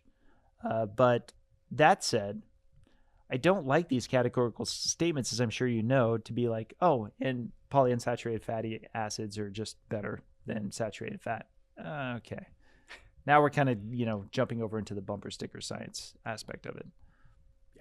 Yeah. Well said. I thought it was interesting that they reached out at all, how they even found it to begin with. I have no idea. We're not the hugest channel, but spreading misinformation, I think I just have one more here, which is usually podcasts aim to help share information with the audience, but have you found that any of your interviews has helped you personally? Oh yeah, absolutely. I would say the same thing. Like it's almost like you just get this extra opportunity because often you get to, chat with some of the biggest experts, right? Yeah, it's incredible. And one of the things that I've always wanted to do, I thought this would go a little bit better than it did, but I always wanted to be very general as far as like topics. I wanted to be able to talk to anybody in health and fitness, not just a diet, not just about workouts, but really be able to talk to a foot expert, be able to talk to an endurance athlete, be able to talk to a different doctor or researcher. And through the course of that, I've gotten to speak with lots of people in lots of different fields. And there's just pretty much every episode, somebody says something in a way that unlocks something for me personally that I just absolutely love. Or, I listen back on every episode when it releases to make sure there were no mistakes or anything. And I'll hear something from a conversation that I participated in that was like, oh, I either missed that or forgot about that or relearned in a certain way. And it's been a lot of times it's because you're in host mode. Yeah. So when you're in host mode, you are actively listening, but at the same time, you're kind of often organizing your thoughts. You're trying to keep present with certain questions that you had for that guest before. And then there's just times where you get to re-listen to an episode in a way that you're really an active listener to just enjoy it and really absorb it. And I do the same thing. A lot of times I go, oh, yeah, I really didn't catch that at the time, but that's a really important point, Yeah. No, that's really well said. Do you stress out before you conduct an interview as a host? It kind of depends on it. If it's, okay, so for example, on this coming Saturday, I'm hosting Arthur Agatston. Awesome.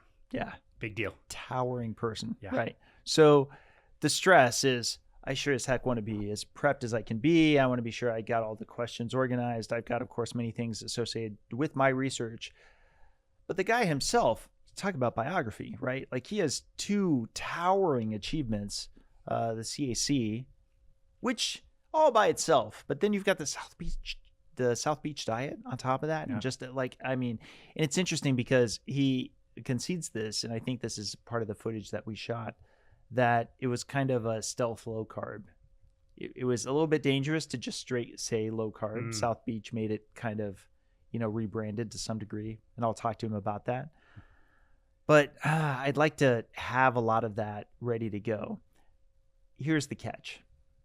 Most of the time that I have tried to prep for an interview, it doesn't work really well because this is much more organic, right? This is why, it's also why I can only bring this up a little bit later in the conversation, because I think the biography is really good because it also the guest positions themselves as to why they have a lot of the opinions they do.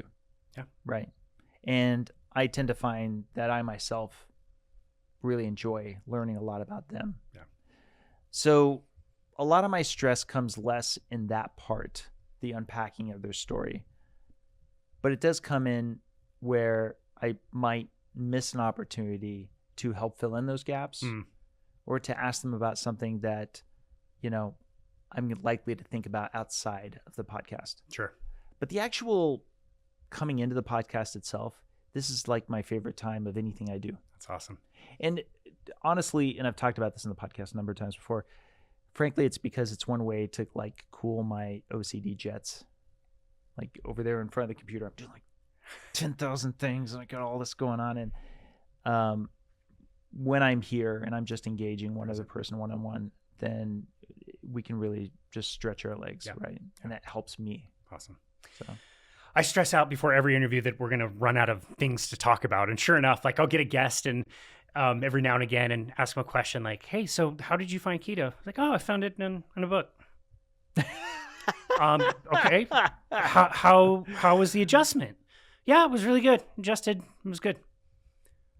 How did your family? You're just like dragging information out of people. But you also have the guests like, like an Anthony Chafee where it's like, okay, I need to ask you 2 questions this entire time and just push mute on myself and it'll be fine. Yes. But yeah, it is something really special for sure. So that's something I really enjoy. It is kind of a fun difference between guests. Is some guests sound like they're about to get into something very lengthy and then suddenly stop. And then you yourself, you weren't prepared to digest and then ask another follow-up question right away. You didn't realize that they were going to that. Yeah. That's hard to kind of convey to somebody else who hasn't already been through this. Yep. But it's because a lot of times this can't just be a straight up conversation or, like we may have at dinner after this, it could just go anywhere.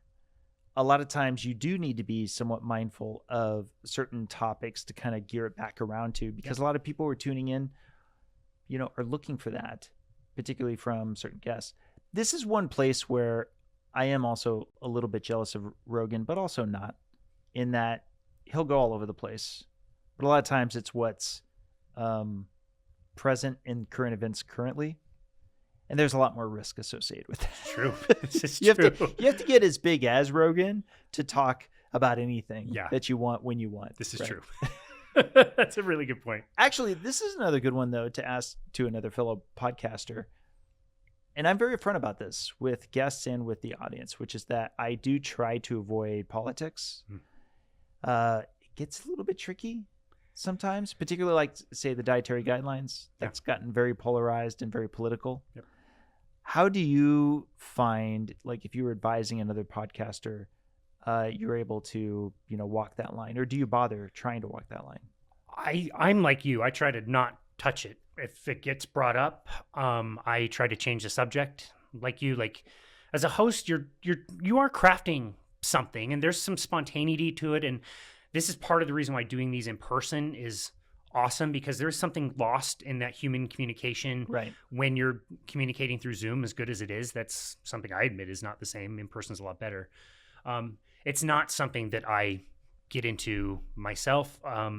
If it came up, it would be something I change the subject, but I normally just try to keep things in somebody's lane that would be appropriate for anybody to listen to, because it can get quite inflammatory, obviously. It can, and this particular period of time feels like it's more polarized than other periods of time. Yeah. I have kind of this broader statement I like to make, which is I want to help you out if you're a Republican. I want to help you out if you're a Democrat, if you're a Green, if you're a Libertarian. I want to be helpful to everybody. I hate the thought of somebody going, oh, this leads me to believe that Dave is over here in this, political position. I don't know if I can trust anything he's talking about with regard to things totally unrelated to that. Right. And that is one of the challenges of this day and age, especially with social media, is go into that direction once, even if you're doing your best to try to keep it nuanced, and even if you're trying to be good faith and so forth, you can't always trust other people in the space to do the same. Yeah, good point. It's a good point. Yeah, I'm like you. I would rather avoid it and let other platforms do that kind of thing. Not something that I want to get involved with. So let's get back to hockey. Because in talking about the fat adaptation versus being glucose, centric, how much have you noticed it have any impact on your game in either direction? It's a great question. I don't think after that period of adaptation, which can take weeks, months, whatever, I don't think my game has dropped off really at all. If anything, my shifts might be slightly shorter than they were. I'm also, in my 40s, but I'm still able to chase down 20-year-olds.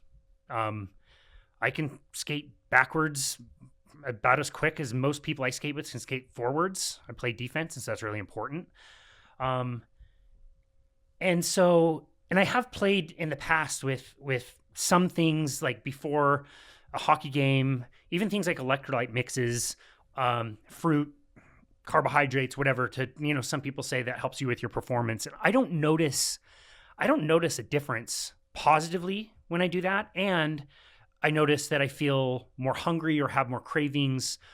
And there's so many other reasons that I do the diet that I do carnivore. Like what about energy with my clients? What about my sleep? What about, aging, longevity, whatever? There's just mental health.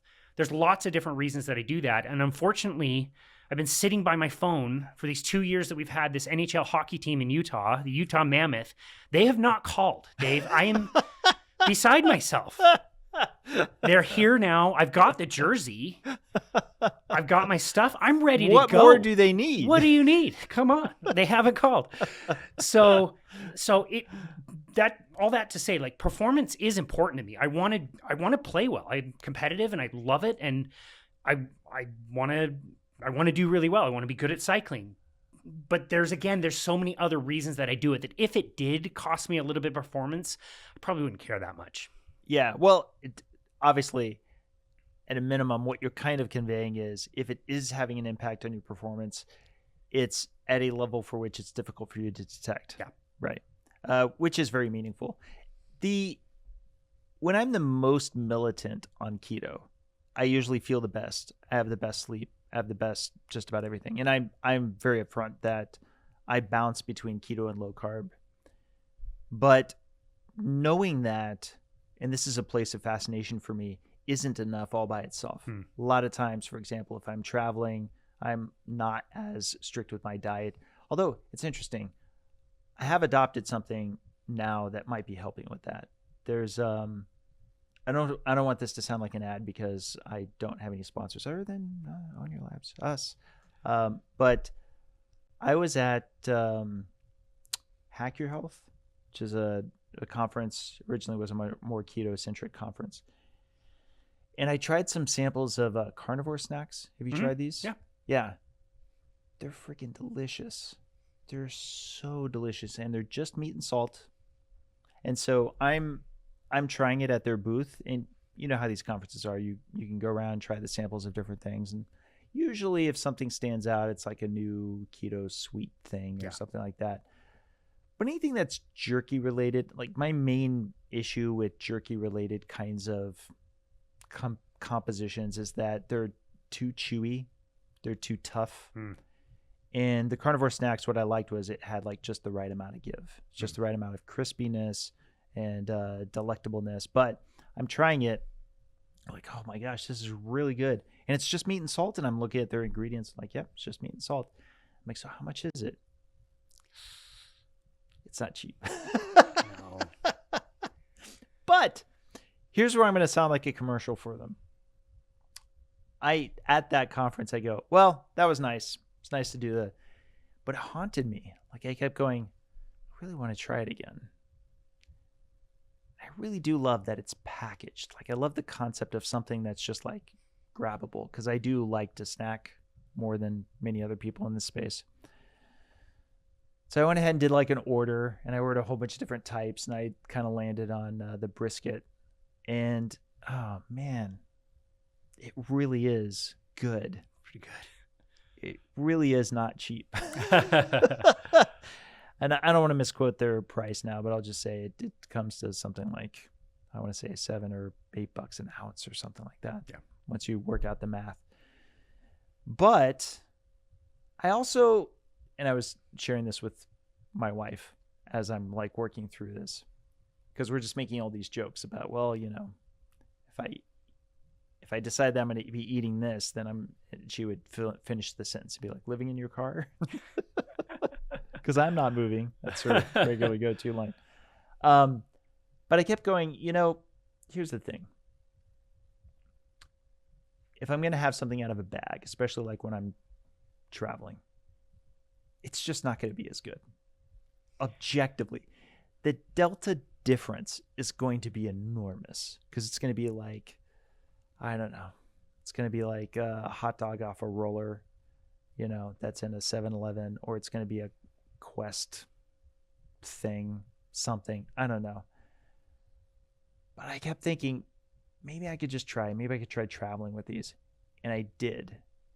And I thought, okay, all right. Maybe if I just don't eat them all the time, but I have them when I'm traveling. Baby steps, Dave. Baby steps. There you go. Right. You can do this.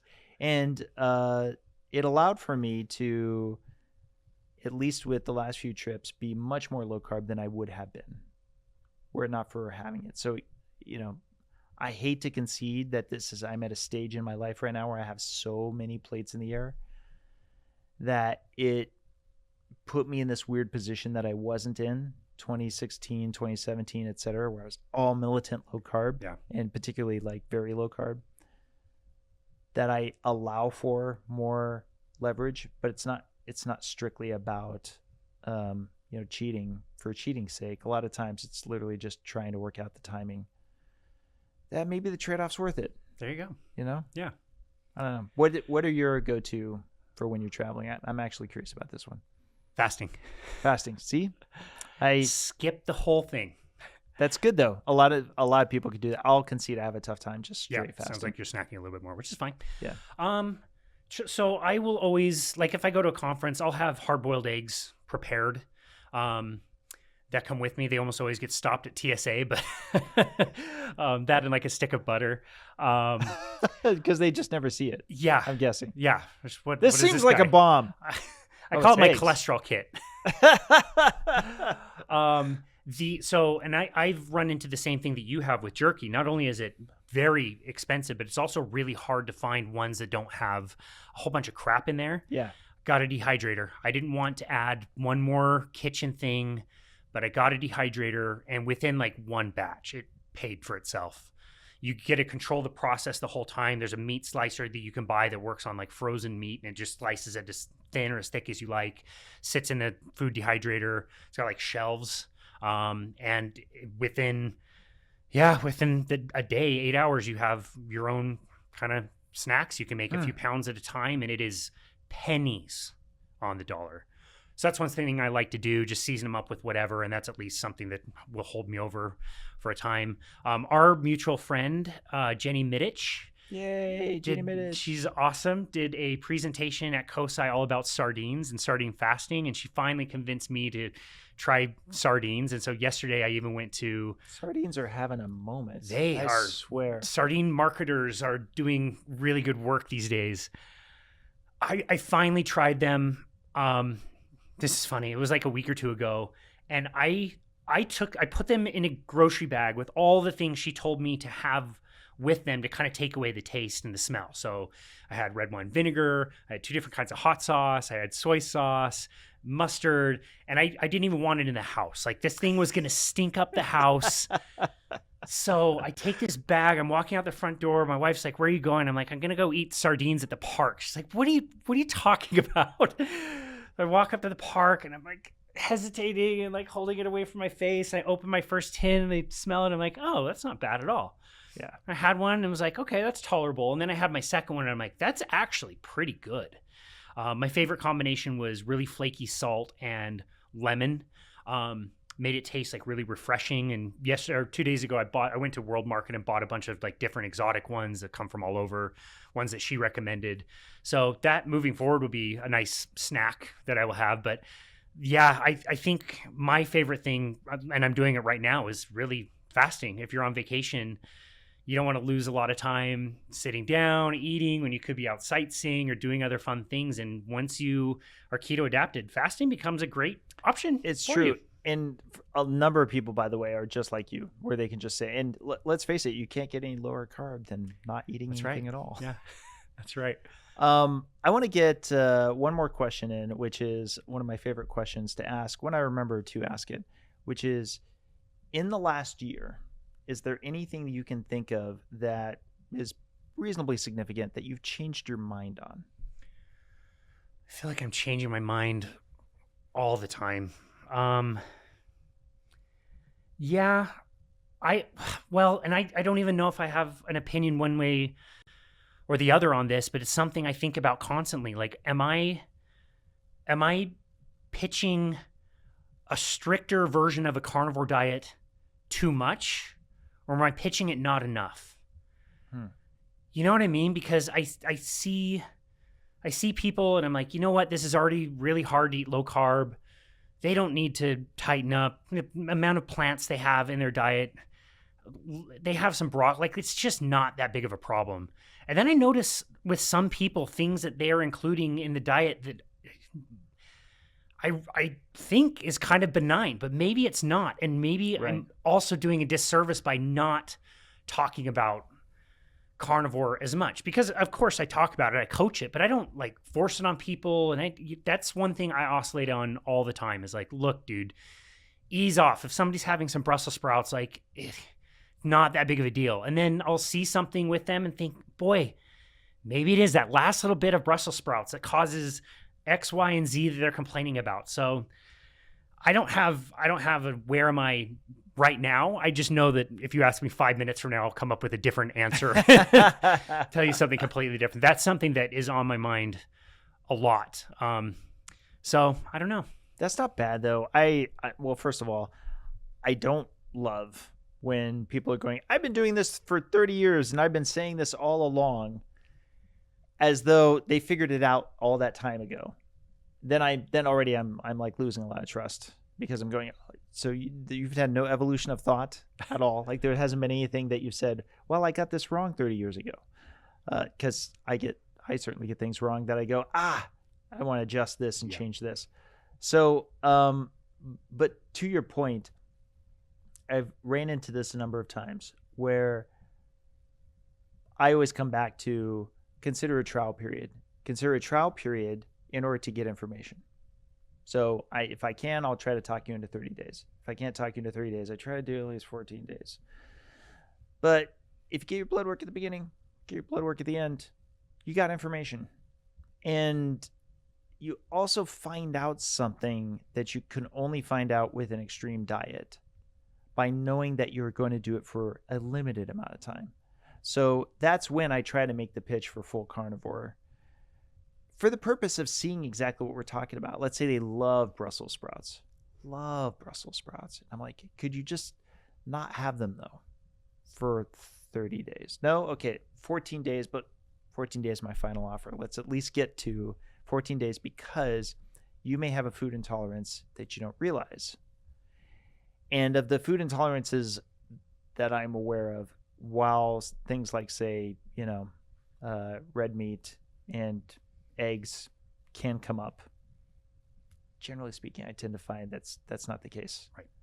That often it's a good multiple removal diet.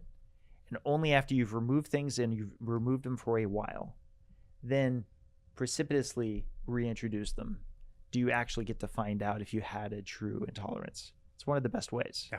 Right. And yes, I know some folks, there's I forgot who it was who said this, but somebody in the LMHR community, and a lot of people were just agreeing with him. And he was saying it's almost like carnivore is a trick, because there's a number of us who we adopt it and they were like, oh no, I can't get back off it again. Yeah. Right. Because they felt so good and it's worked so well for them. Right. But I think you share this with me. Even though we've had these discussions with a number of people and we see a lot of the benefits of keto, particularly for people who have insulin resistance syndrome, for a lot of people, there are a lot of choices on the diet they can do. It's not like there's the one true diet. It's not like there's the one panacea. I even got criticized because that I say this in cholesterol code, that I'm saying it's not for everyone, right? And a number of people felt like I was underselling it. by saying it that way, as though it's just, for a small group of people. But what I wanted to acknowledge, and the reason I said it the way that I did, is I don't know that there's any diet that's for everyone. And I didn't want our documentary to feel like a lot of these documentaries that's like, oh, but we do have the one diet that's for everyone. In fact, watch all of these anecdotes that talk about how great it is for them. And then you come away from this movie knowing how good it must be for you. And so that's why I think, not just in the movie, but also here in the podcast and other places, I want to say I think for a lot of people there are a lot of options. But that said, there's a subset for which I would say, really, you should consider keto. Type 1 diabetics are a great example, right? I can't stand the thought that there's any type 1 diabetics walking around at all right now who haven't heard of, say, Dr. Bernstein. Yeah, right? totally. And haven't come to understand the importance of keeping insulin levels down, given how tightly associated they are with cardiovascular disease. Yeah. So. Yeah, I agree with the type 1 diabetes thing for sure. That talk about a disease that is so all consuming for you and everybody around you. I completely agree. But yeah, I like the way that you kind of explain that. And yeah, we want to share information and we want to be examples out there. Ultimately, you can't really decide what goes into somebody's mouth, but yeah, kind of oscillating between, should I be recommending this more or should I be backing off and not trying to pretend to know what some people need to be eating. Let me know if you ever come up with that answer, because I think it's just going to be it's so individualistic. Yeah. And anyway, I think it's a good place to wrap it. Casey, where can people find you? Easiest place to find us is our website, which is myboundlessbody.com.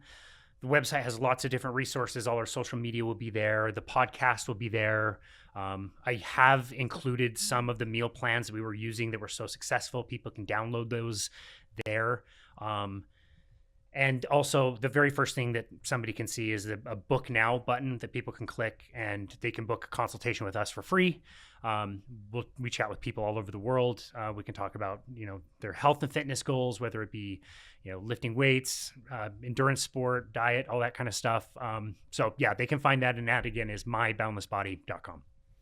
Awesome. Thank you for jumping on. Thank you so very much for having me.